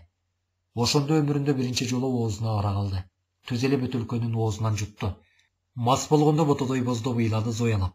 Кечирчи, кайра келчи деп бир жалынса, кайра тирүүлүү өрттөймүн деп буура камдады. Бара-бара көз ачпай ичкенге өттү. Ошентип Сапарбек эжекесинин үйүнө келип калган. Колунан келип турганда бул үйдү да эжекесине өзү салып берген. Эжеси раматылыгы болгор төрөбөгөн аял эле. Эки эрге чыгып төрөбөдүң деп ажырашкандан кийин башка эрге да чыкпады. Бала ордуна иниси Сапарбекти бала кылып, өзү өлөр өлгүчө кирпигине чаң жугузбай бакты. Айыпкы соорунун азабынан тартканы аз келгенсип, жалгыз инисинин тагдырына жүрөгү тилинип жүрүп, эрте көз жумуп кете берди. Баракталган өмүрдүн арты ушундай. Астында бир гана максаты эртерээк өлүмтүгүн даярдап бүтүш. Башка эч нерсе менен иши жок. Адамча жашай алганым жок, адамча өлөйүнчү деген гана өзүнө өзү өжөшкөн өжөрлүк. Айласы кетип чыдамы түгөнгөндө баягы эле кошуна эжесине кирип сураганга аргасыз болду. Эже, бир суроо сурайынчы? Сурай кой, билсем айтайын. Эжеси жайдары тосуп алды. Доллар деген эмне акча, эже? Анын жанагы Американын акчасы тура. Биздин акчадан күчтүү болот экен. 1 доллары 25-30 сомго барабар. Анан аны бизде урунса болобу? Болот. Болмок түгүл эң сонун болот. Азыр баягы заман жок. Кайсы мамлекеттин акчасы болсо да алмаштыруучу жайдан алмаштырып алып, уруна бересиң. Жөн эле алмаштыра береби? Ооба, жөн эле алмаштырат. Суроо сопкут жок. Эмне, долларың бар беле? Күлүп койду. Жок эже, кайдагы доллар? Бирөөлөр иштеп бер, акыңды доллар менен төлөйүн дейт. Ошого сурап жаткам. Түшүндүм. Жанагы чет элдин машинеси минген жигитпи? Ал төлөсө төлөйт. Тигил биздин капчыгайды сатып алып, эс алып үйлөрүн салдырып жаткан имиш. Аябай бай жигит дешет. Кайындары чоң кызматта иштеген неме дешет го. Сапар үн деген жок. Кечине олтуруп турду да чыгып кетти. Баары бир долларын түшүнчүдөй эмесмин. Анын үстүнө алмаштырыш да керек дейт. Андан көрө сом менен төлө дейин, деп чечти. Иш кызуу башталды. Айылдын жумушчулары эртең менен автобус менен алып кетет да кайра кечинде жеткиришип коет. Түшкү тамагын өздөрү иштеген жерден дайындаттырып берет. Сапарбектин түйшүгү үйүнө 3 килейген жылкы сатып алганда күчөдө. Бул малды күтүшүндө түгөнгүс азабы болорун билбептир да. Жем чөбүн даярдап, учуру менен бирдей суу кармай, астын тазаламай, жетише албай жаны 4 чарчы болду. Анан калса баары килеңдеген семиз жылкылар. Уйку деген кыскарды. Күнүнө 4-5 саат уктабаса, калганы жылкы бакмайдын ташбиши менен. Күндүзү кечке жумушта жүргөндө бирөө үйүнө көз салып турбаса, семиз жылкыларды колдон талашкан уурлар күндүз эле алып кетчүдөй. Арга жок килейген Азият деген ит сатып алып, короосуна жылкылар менен кошо бакмайга өттү. Баары бир каралашкан кишинин колу керек экени билинип турду. Жылкыларды сатып келгендердин эртеси күнү эле көптөн бери ойлогон оюнун өтөөсүнө чыксамбы деген. Иштеп аткан ишинин аягына чыга элек. Жарымына арың келди. Кожоюн кичипейил жакшы жигит экен. Асты үстүнө түшүп, бай келип турат. Кээде өзүнүн чет элдик машинеси менен үйүнө чейин жеткизип келип кайра кетет. ушундай жигитти кыйбады. Эгер өзү жок болсо баштаган ишин башкалар аягына чыгара алмак эмес. Болбосо эсептеп көрсө даярдыгы деле бүтүп калган сыйт. Кепиндик матасын алып койду. Жыртышына да кенен жеткидей мата алды. Ал түгүл кургак азык түлүк, ун, күрүч, суу, май, мейиз, жүзүм, таттуунун түрлөрүнөн бери дайындады. Өзүнө 3 сыйра жаңы кийим даярдады. Союшуна килейген 3 жылкы. Кете берсе болмок. Карабайсыңбы? Артында жарымы бүтүп, жарымы бүтпөгөн жумушу калып турганын. Тигил жигит: айланайын байке. Колуңуз кол эмес эле алтын тура. Чет элдиктер келсе ооздор ачылат го дейт, бүтүргөн иштерин көрүп тамшанып. Өзү да эми өлөрүмдү да эл айта жүргүдөй иш калтырайын деп берилип иштечү болду. Дагы да болсо кошуна эжеси кыйын абалына жардам берди. Сапаш, кечке жумуштасың. Кечинде келип үй жайың менен алексиң. Байкасам түн ортосу угуча кыбырап жүрөсүң. Таң атпай турасың. Андан көрө менин жээним 1 айдан бери менин үйүмдө бош отурат. Үйүңө каралашканга кызматчы кылып албайсыңбы? Деди. Сапарбек түшүнө бербей аңкайып калды да кайра суроо узатты. Кандай кызмат эже? Ботом. Азыр өзүңдөй акчаны көп тапкандар үй кызматчы алып калган. Анын эмнеси бар? Эртеден кечке сен жумушта жүргөндө малыңды карайт, үй жайыңды карайт, огородуңду карайт, кириңди жууп, тамагыңды жасап коет. Сен болсо ай сайын акысын, айлыгын берип турасың. Жаның 4 чарчы болуп, бөлүнбөй жыргап каласың. Ушинтсе болобу? Болбогондо эмне? Тапканың жетсе болот. Чын эле кийинки кезде жетише албай кыйнала баштаган. Какчыйып, арыктап да кеткен. Ичтен ойлонуп калды. Сунуш жакшы. Айлыгы берип турганга күчү жетер бекен? Айлыгы канча болор экен эже? Мен төлөп турганга жарар бекенмин? Кокуй Сапаш. Азыр айылда жумуш жок. Бош олтургандар көп. Айлыкка 500 сом берем десең, ляппай дегендер четтен чыгат. Сапарбек ишине бербеди. Чын эле эже? 500 сомго сиздин жээниңиз макул болобу? Болот, мен сүйлөшөм. Алгач 500 сом айына деп көрөлү. Жагып баратса кичине көбөйтүп коерсуң. Экөө макулдашты. Кошуна эжесинин үйүндө бир келин кирип чыгып жүргөнүн көргөн. Бирок ким экенине, кайдан келгенине кызыктар болгон эмес. Эртеси таң ата кошуна эжеси жээнин жетилеп келип калыптыр. Аты Атыргүл экен. Таанышкан соң бир сыйра чарбасын көрсөтүп чыкты. Кичине тартынып, кээ бир иштерди кыйгап өтөйүн деди эле, баягы эле эжеси жардамдашып, үй ичин иреттеп, кечки тамагын жасап, чогулган кирин жууп, огородун карап тургандан бери кошту. Атыргүл макул дегенден башка сөз деле айтпады. Сапараны бир эле жолу карап койду да башка бит багып карабады. Ак саргылынан келген сулуу сымак келин экен. Жашы 30-дун ичинде болсо керек. Дарбазанын, үйдүн кошумча ачкычтарын берди. Атыргүл үйдү тоноп келген жагына кете бербесине эжеси кепилдикке өттү. Атыргүл тың келин экен. Ишти тыкан, ар нерсени орду менен жасачу болду. Алгач ишенгирбей, жумуштан келгенден кийин бир сыйра текшерсе, бара-бара күмөн санамай кала баштады. Өзү да тыңып, өңүнө кирип оңолуп алды. Иштен келсе тамагы жасалуу, кийсе кийими жылуу, огороду да дегеле үйдүн ичи тышы иретке келип, жашоосу көркүнө чыга түштү. Жумушта жүргөндө көбүнчө кеч чыгып калганда мал эмне болду экен деп сана аркачу. Эми андан да ою тынчык. Болгону баштаган ишин эртерээк бүтүрүү керек да, көп жойбой кетиш керек дейт, басса турса.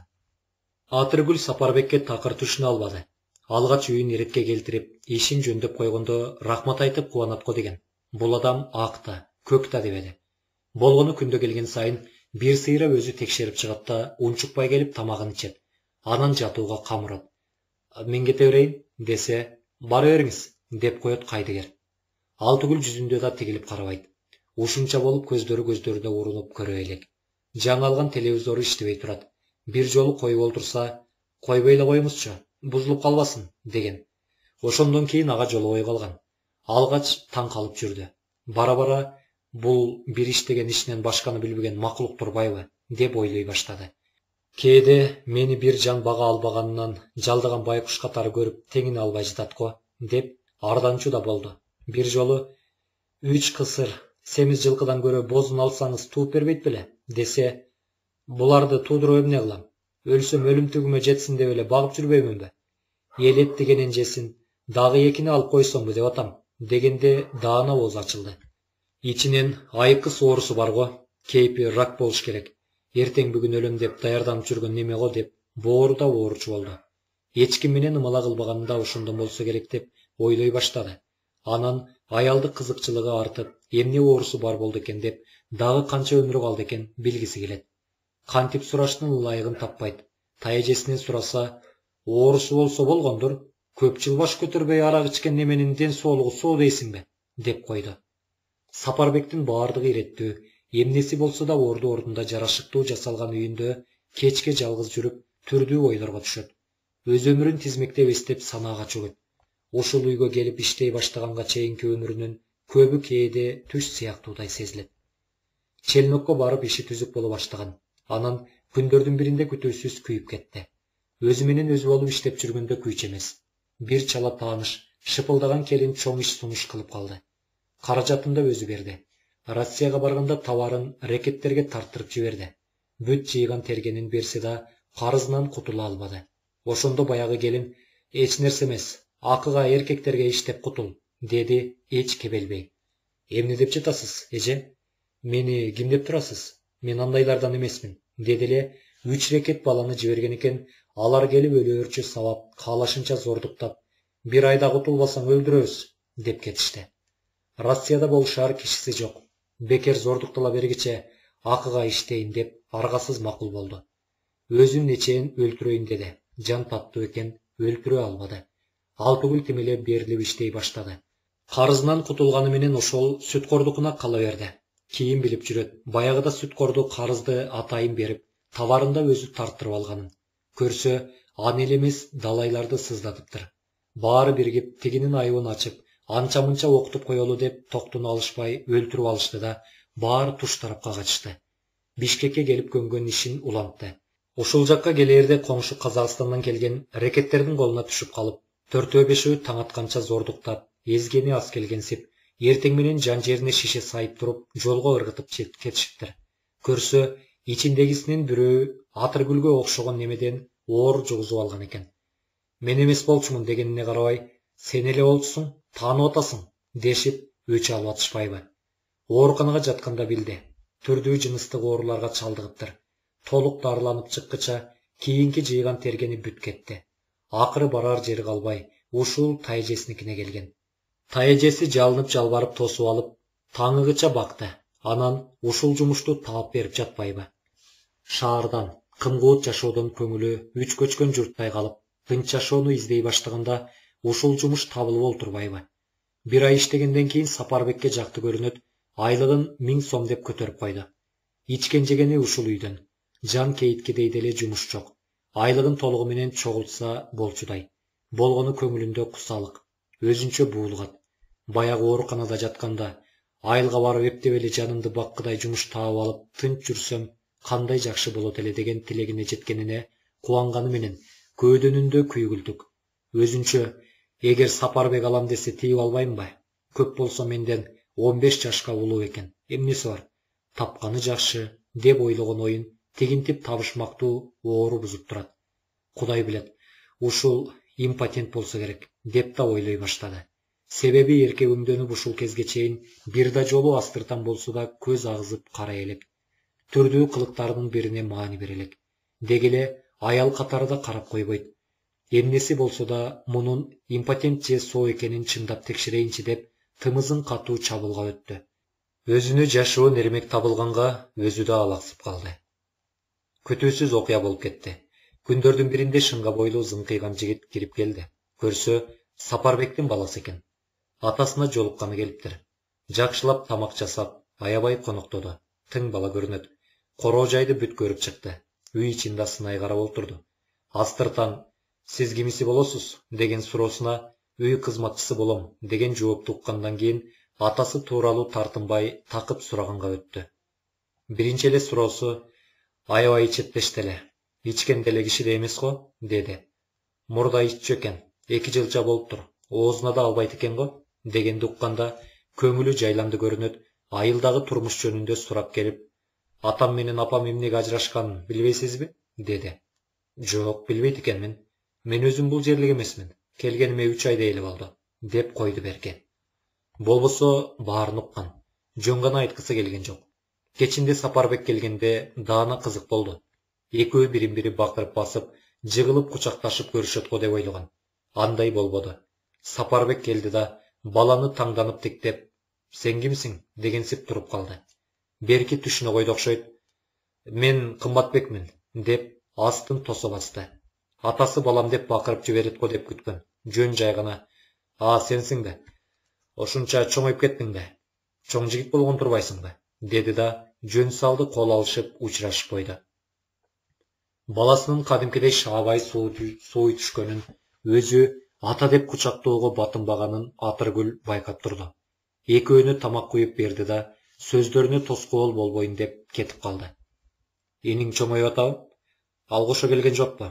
Деди ортодогу дымыган тынчтыкты бузуп атасы. Азыр ал менден да чоң жигит болгон. Келген жок, деди да анан кичине үнсүз олтуруп, өз атасы менен катышып алган, деди. Сапарбек тамак ичкенин токтотуп тымый түшүп кайра. Кандайча, өз атасы ким экен? Деди эч нерсеге түшүнбөгөндөй. Апамдын кийинки күйөөсү Кайдылдачы. Ошол киши менен катышып алган. Сапардын башы кеңирей түштү. Кандайча кийинки күйөөсү? Сиз менен ажырашкандан кийин Кайдылдага тийиптир го? Анан Мирбек төрөлүптүр. Абаласы түшүндүрүүгө аракеттенди. Сен эмнени айтып турасың? Мирбек апаң менен жашап турганда төрөлгөн. Ал 2ден өткөндө сен 4төн өткөндө ажырашпадык беле? Эсиңде жокпу? Менин көп эсимде жок, апам ушинтип айткан. Сапарбектин бүт муундары калчылдап чыкты. Ошентип атасы менен катышып алганде? Тигини кара, жүрөгү тилинип кетти. Эч арам санабай, өз баласындай жакшы көрчү эле. Бооруна басып эркелеткендери көз алдына элестей түштү. Азыр деле бөтөнгө кыйбай турду. Ооба. Анан сен эмне, өз атаң менен катышпай жүрдүң? Апам жиберчү эмес. Сизди көп ичеттечү.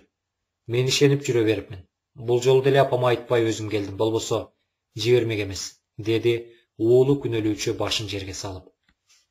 Инисин Кайдылда атасы жогорку окуу жайына коммерциялык юристтин окуусуна өткөрүп, акчасын өзү төлөп турат экен. Өзү болсо коммерциялык окуу жайына өтөөгө каражаты жок, бюджетке жыл сайын тапшырып өтө албай калат экен. Архитектор болсом деп эңсейт экен. Азыр базарда энеси менен соода кылып иштеп жүрүптүр. Сапарбектин көзүнөн жаш кылгырып кетти. Ичинен тигил өз уулун окутуп алып, менин уулум кароосуз калган экен да. Нейин дурайын, кылганын карачы. Менин уулум өмүр бою билими жок, темсилеп жүрүп өтөт экен да. Мен сага көрсөтөм кимдин уулу кандай экен, деди эрдин кесе тиштеп. Атасынын көзүнөн жаш агып атканын көргөн уулу сүйлөй албай калды. Ата, кайрат кылыңыз, деди акырын. Атасы башын көтөрүп экөө тиктеше түштү. Анан орундарынан атып туруп кучакташып калышты. Экөө тең шолокто ыйлап киришти. Кой дээр киши жок ээн үйдө экөө көпкө кучакташкан бойдон ыйлай беришти. Экөө тең буулугуп ыйлашты. Ый жүрөктөрүн жууп жатты. Көптөгөн жылдар чогулган сагынычты жууп жатты. Экөө таң атканча укташкан жок. Атасы энеси экөөнүн кантип ажырашканын жашырбай бүт айтып берди.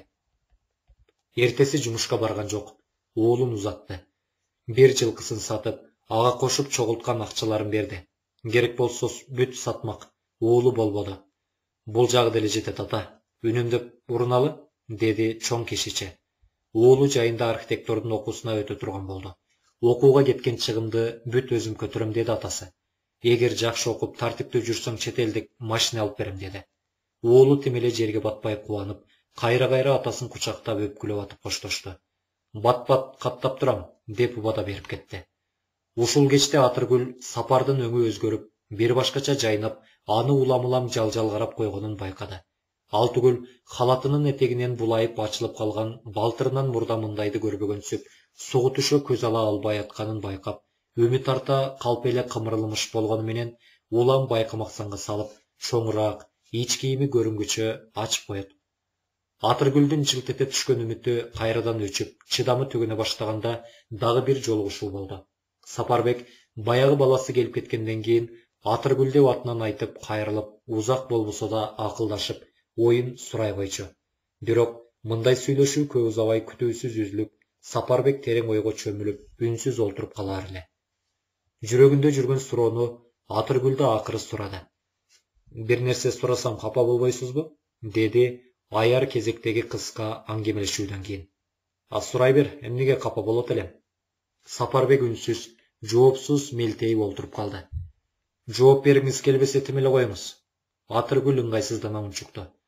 Жок, жаша турган эч нерсе жок. Туура байкагансың. Менин оорум бар. Ал оорудан өлүп гана кутулам. Ансыз кутулууга мүмкүн эмес, деди ойлонуп отурган калыбын жазбай. Атыргүлдүн ындыны өчө түштү. Жүрөгү тыз деп жашоого болгон, жаңы турмушка болгон үмүтүнүн акыркы жиби үзүлгөндөй болду. Ичинен туура эле ойлогон экенмин. Рак болсо керек, кайран киши. Канча өмүр калды экен, деп ойлоду да оор үшкүрүнүп койду. Мына ушул аңгемелешүүдөн кийин баягы кылыктанмайын токтотуп, жөн гана үй кызматчылык милдетин аткармайга өттү. Кызматы жактуу ким билсин, Сапарбек маянасын дагы көтөрүп 1,5 миң сом кылып койду. Адам деген ушул тура. Баягы ит көрбөгөн кордук көрүп шаардан качканда, ушул турмушту желкемдин чукуру көрсүн деп карганган эле, бара-бара баары унутулуп, ал түгүл баягы күндөр түшүнө кирип, өзгөчө эркек эңсегени күчөдү. Айылда ылайыктуусу чык чудай эмес, анын үстүнө таэжесинен коркот. Сапарбеги болсо оорулуу болсо оорулуу болсун. Жок дегенде эркектик күчү ордунда болгондо эмне деп артынан кожоюнун жек көрө карап коет. Баарын таштап кайра шаарына баргысы келет. Бул жакка келердеги туш болгон абалын эстесе, жүрөгү оозуна тыгылып, бели зыркырап кетет. Ошол зөөкүрлөр дагы кармап алып, мазактачудай буту тушалат. Ушинтип жарым жылга чукул убакыт өтүп кетти. Ал арада Сапарбектин баласы 3 жолу келип кетти. Келген сайын атасы уучтап акча карматат. Баласы кантсе да турмушта кагылып калган көрүнөт, жүргөн турганы тыкан, сүйлөгөнү орундуу. Атасынын болсо баласы үчүн жанын аяр түрү жок. Келип кеткен сайын тим эле кубанычы койнуна батпай, жашыра түшкөндөй болот. Экөө демейдегидей кечки тамак ичип олтурушкан. Ортодо сөз деле көп уланбай, өздөрү менен өздөрү болгон көңүлсүз кечтердин бири эле. Аңгыча дарбаза кагылып калды. Мен эле карап келейин, деп Атыргүл тура жөнөдү. Сапарбек мейлиң дегенсе бүндөгөн жок. Бейтааныш аялды көргөндө эле Атыргүл аялдык сезими менен Сапарбектин аялы экенин сезди. Салкын учурашты да, үндебей кийирди. Кайрылбай эле кете берсемби, деди да, кайра экөө кантип учурашып, эмне деп сүйлөшөр экен деген кызыкчылык менен өзү баштап үйгө кирди. Аялды көргөндө Сапарбектин өңү чөпүрөктөй купкуу болуп кетти. Көздөрү жеп жиберүүчүдөй болуп жана түштү. Атыргүл кожоюнунун мынчалык өзгөргөнүн көргөн эмес. Экөө үнсүз тиктешип туруп калышты. Аял бир аз жалтаңдап, бирок кантсе да даярданып келсе керек, үнүн жасай. Кандайсың, Сапаш? Өттейсиңби же босоодон коюйсуңбу? Деди. Мынча келипсиң өт, деди Сапарбек киркирей. Үнү да бир башкача чыкты. Аял төр жакка өтүп коомай олтурду да, көз кыйыгы менен жасалгалуу үй ичин карай, улутунуп алды. Атыргүл үнсүз тамак куюп, аялдын астына жылдырды. Аял болсо же ичээрин, же ичпесин билбей, оңтойсуздана ооз тийди. Беркилер тамактарын ичип бүтүп, жыйналып жаткандыктан Атыргүл жаңы чай коюнчу, деп ордунан туруп, оозгу бөлмөгө чыкты. Келипсиң, деди Сапарбек, дагы деле үнү бузула киркиреп. Зоя болсо кичине үнсүз олтуруп калды. Атыргүл кайра кирип, Сапарбекке карап, Сапарбек аке, мен бара берейин, деди. Жок, бул конокко тамак берип узатып коюп анан кет, деди Сапарбек өкүм. Биринчи жолу кожоюн катары өкүм сүйлөдү. Ал түгүл Атыргүлдүн жүрөгү болуп дейна түштү. Дыңдебей кымырына олтуруп калды. Жанатан кысынымыш болуп олтурган Зоянын өңү бозоро түштү. Сөздү эмнеден баштаарын билбей, кымбатбегиң сени оозунан түшүрбөй мактайт. Анан турмушуңду көрөйүн деп эле. Көрдүңбү? Дагы бир аз үнсүз олтурушту. Акыры Зоя кайратын жыйды окшойт. Сапаш, жаштык мастык экен. Ортодо бала бар. Кептин ачыгы, кечире алсаң мени кечир. Ушуну сүйлөшөйүн деп келгем. Сөзүм бүтпөй, көзүн жаштай кетти. Атыргүл биринчи жолу Зояны аябай тигиле карады. Жашы 40-тан ашса да сымбаты али кетелек аял экен. Учурунда тамшанткан сулуу болгону көрүнүп турат. Болгону ичкиликти көбүрөөк ичет көрүнөт. Көздөрүнүн асты шишимик тартып, ак жуумал өңү карара баштаган. Сенде күнөө жок, деди Сапар, үнү жанагындай эле киркирей. Мен өзүмдү өзүм кечиришим керек. Ал эми өзүмдү өзүм кечириштин бир гана жолун тапкан. Ошол жолго даярданып жүрөм. Сенин болсо кол жолуң бош. Бала чоңойду, туура чоңойттуң. Сага рахмат. Ал эмгегиңди балаң актайт чыгар. Мен да энеңдин эмгегин унутпа деп жатам. Баламды баккан эмгегиң үчүн акча да берип жиберип жатам. Кымбатбек алып барып берип жүргөндүр. Сени менен башка сүйлөшөр сөзүм жок, деди үнүн мурдагыдан да киркирете. Сапарбек, мен шаардан келгиче кеч болуп кетти. Мынча келдим, конуп кеткенге уруксат берерсиң? Жок, бул үйгө сага калууга болбойт. Түнү жүрөгүң түшүп өлүп калсаң, бир үйдөн эки өлүк чыкпасын. Атыргүлдүн тайжесинин үйүнө барып жат, деди чечкиндүү. Зоянын да Атыргүлдүн да өңдөрү кубара түшүштү. Мейли анда, деп Зоя туруп кеткиче шашып калды. Атыргүл да үнсүз ордунан турду. Идиш аякты жыйнасамбы деди эле Сапарбек. Тегини тайжеңдикине жеткизип келип коюп жыйначы, деди дагы буйрук берген түрдө. Атыргүл кайра келсе жанагы олтурган калыбында мелтейип олтуруптур. Өзүнчө үшкүрө, аттың-ай, күнчөлүүгө да мүмкүнчүлүк беришпейт коя, деди. Атыргүл үнсүз идиш аяктарды шыпылдата жыйнап кирди. Тигини жеткирип койдуңбу? Деди бир учурда акырын. Ооба, тайжемдер жаңы эле тамакка олтуруп калышкан экен. Киргизип коюп эле кайра бул жакка жөнөдүм. Атыр, баягы сен сураган менин оорумдун жарасы так ушул жан алгыч, деди күтүүсүздөн үнүн каргылданта. Атыргүл караса кожоюну ыйлап жатыптыр. Дел боло түштү. Сизге эмне болду? Эмне дешти да билбей калды. Эмнесин сурайсың, Атыр? Буга дүнүйө керек. Көрдүңгө кирип келери менен үйдөгү дүнүйөдөн көзү өтүп алактап жүрөт. Турмушумду көргүсү келген имиш. Аттиң жашоо-ай. Менин тапкан акчам керек. Көп табат имишмин. Буга адамдын кереги жок.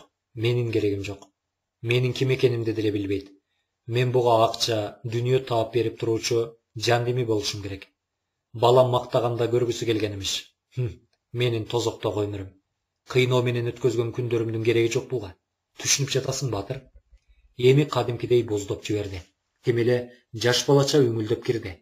Атыргүл селейгенден селейди, дел болгондон дел болду. Эмне дешти да билбеди. Оозуна сөз кирбеди. Көрдү. Кечирет имишмин. Караанын көрүүгө зар болуп боздоп жүргөнүмдө кайрылдыбы? Боздоп жазган каттарыма бир жооп бердиби? Бутуна жыгылсам карадыбы? Сазга чөгүп баратсам, кой чөкпө деп таяк ыргытып койдубу? Ортодо бала бар имиш. Өзүн өзү ушунча кор кылган мени ким кечирет? Тозоктун отуна терүүлөй күйүп, өлүү болуп көрдү жок, тирүү болуп жерде жок өткөзгөн 14 жылдык өмүрүмдү ким кечирет? Мына бул курган дени менен бул башты, ушунча шорго батырган бул жерди ким кечирет? Өз жүрөгүнүн тушун өзү муштаглап койду. Мына ушуну ким сууруп чыгып, мыжып канын сыгып, бул шордуу башы менен бул дененин өчүн ким алып берет? Атыргүл үндебеди. Эмне угуп жатат түшүнгөн да жок. Атыр, сенден суранайын. Бүгүн кетпечи. Ушул үйгө жатчы, деди бир учурда жалооруй. Беркинин даана жүрөгү түштү. Жанагы сөзүн эстеди. Бүгүн түнү дардайып өлүп калса, жок, кетем, тайжем урушат, дегиси келди. Эмнегедир айта албады. Жаш баладай болкулдап ыйлаган кожоюнун көрүп аяп кетти. Ыйлабаңызчы, Сапарбек аке, деди. Өзүнүн да бир чети корккондон, бир чети аягандан ыйлагысы келе баштаган. Макул, ыйлабайм, бирок болбой эле. Сапарбек дагы буркурап жиберди. Атыргүл жакын отуруп, аяр башын жөлөдү. Тигил аялдын көкүрөгүнө башын кое соолуктап кирди. Анан күтүүсүз эле шак тура калып, эмере кучактай көтөрүп, жаткан бөлмөсүнө жөнөдү. Атыргүл бакырып жиберейин деп үнү чыкпады. Корккондон денеси титиреп, каршылык да кыла албады. Жапайы жырткычтын колуна түшкөндөй эле бүрүшүп калды. Каршылык да кылган жок. Эртең менен ойгонсо күн шашке болоюн деп калыптыр. Жанында Сапарбек керилип уктап жатат. Тим эле күлкүсү келип, жан дүйнөсүндө өзүнчө жыргалып. Сапарбекти карап, рак оору деп ойлогонун эстей күлүп жиберди. Ыктап кулактарынын түбүнөн жыттады. Тегил ойгонуп кетти да, жаны көргөнсүп селт этип кетип, кайра оодарлап өзүнө иймерип, аймалап кирди. Тим эле эч нерсе көрбөгөндөй албуут экен. Болдусун да укпады. Күчтүү да немекен, тим эле бөдөнөдөй тырпыратып басып калды. Жашы 70-терди таяп калган кар адам эшиктен кирип келип, оозгу бөлмөдөгү диван креслого чалкалай олтуруп өзүнчө: "Булар мага өлүүмө да мүмкүндүк бербейт го. Атыргүл кайда кеткен я? Дайым астымдан тосо чыкчу эле", деп издене, өзүнчө күңкүлдөй терин аарчынып, атканда аркы бөлмөдөн ак саргылынан келген балпайган байбиче чыга келди да: Абышка, келип калдыңбы? Кыйналбай барып келдиңби? Балдар жакшы турушуптурбу? Неберелериңдин сүннөт тоюн качан өткөрөлү деп сүйлөштүңөр? Кыздарыңа кайрылып кабар ала алдыңбы? Деп суроо артынан суроо жаадырып келди. Байбиче, ай сурооңду бирден берсем боло. Кайсынысына биринчи жооп берерди да билбей калдым, деп борсулдай күлдү Абышкасы. Аңгыча эшиктен секелек кыз чуркап келип: «Ура, чоң атам келиптир!» деп кыйкырган бойдон Айбуйга келтирбей эле Абышканын астынан секирип чыкты. Кемпиринин суроолоруна жооп берүүнү да, жолдо чарчаганын да баарын унутуп, Абышка небересинин алкымынан курулдата жыттап, ырахатка бата небересине жалынып жалбара кетти. Чыгарманын аягы.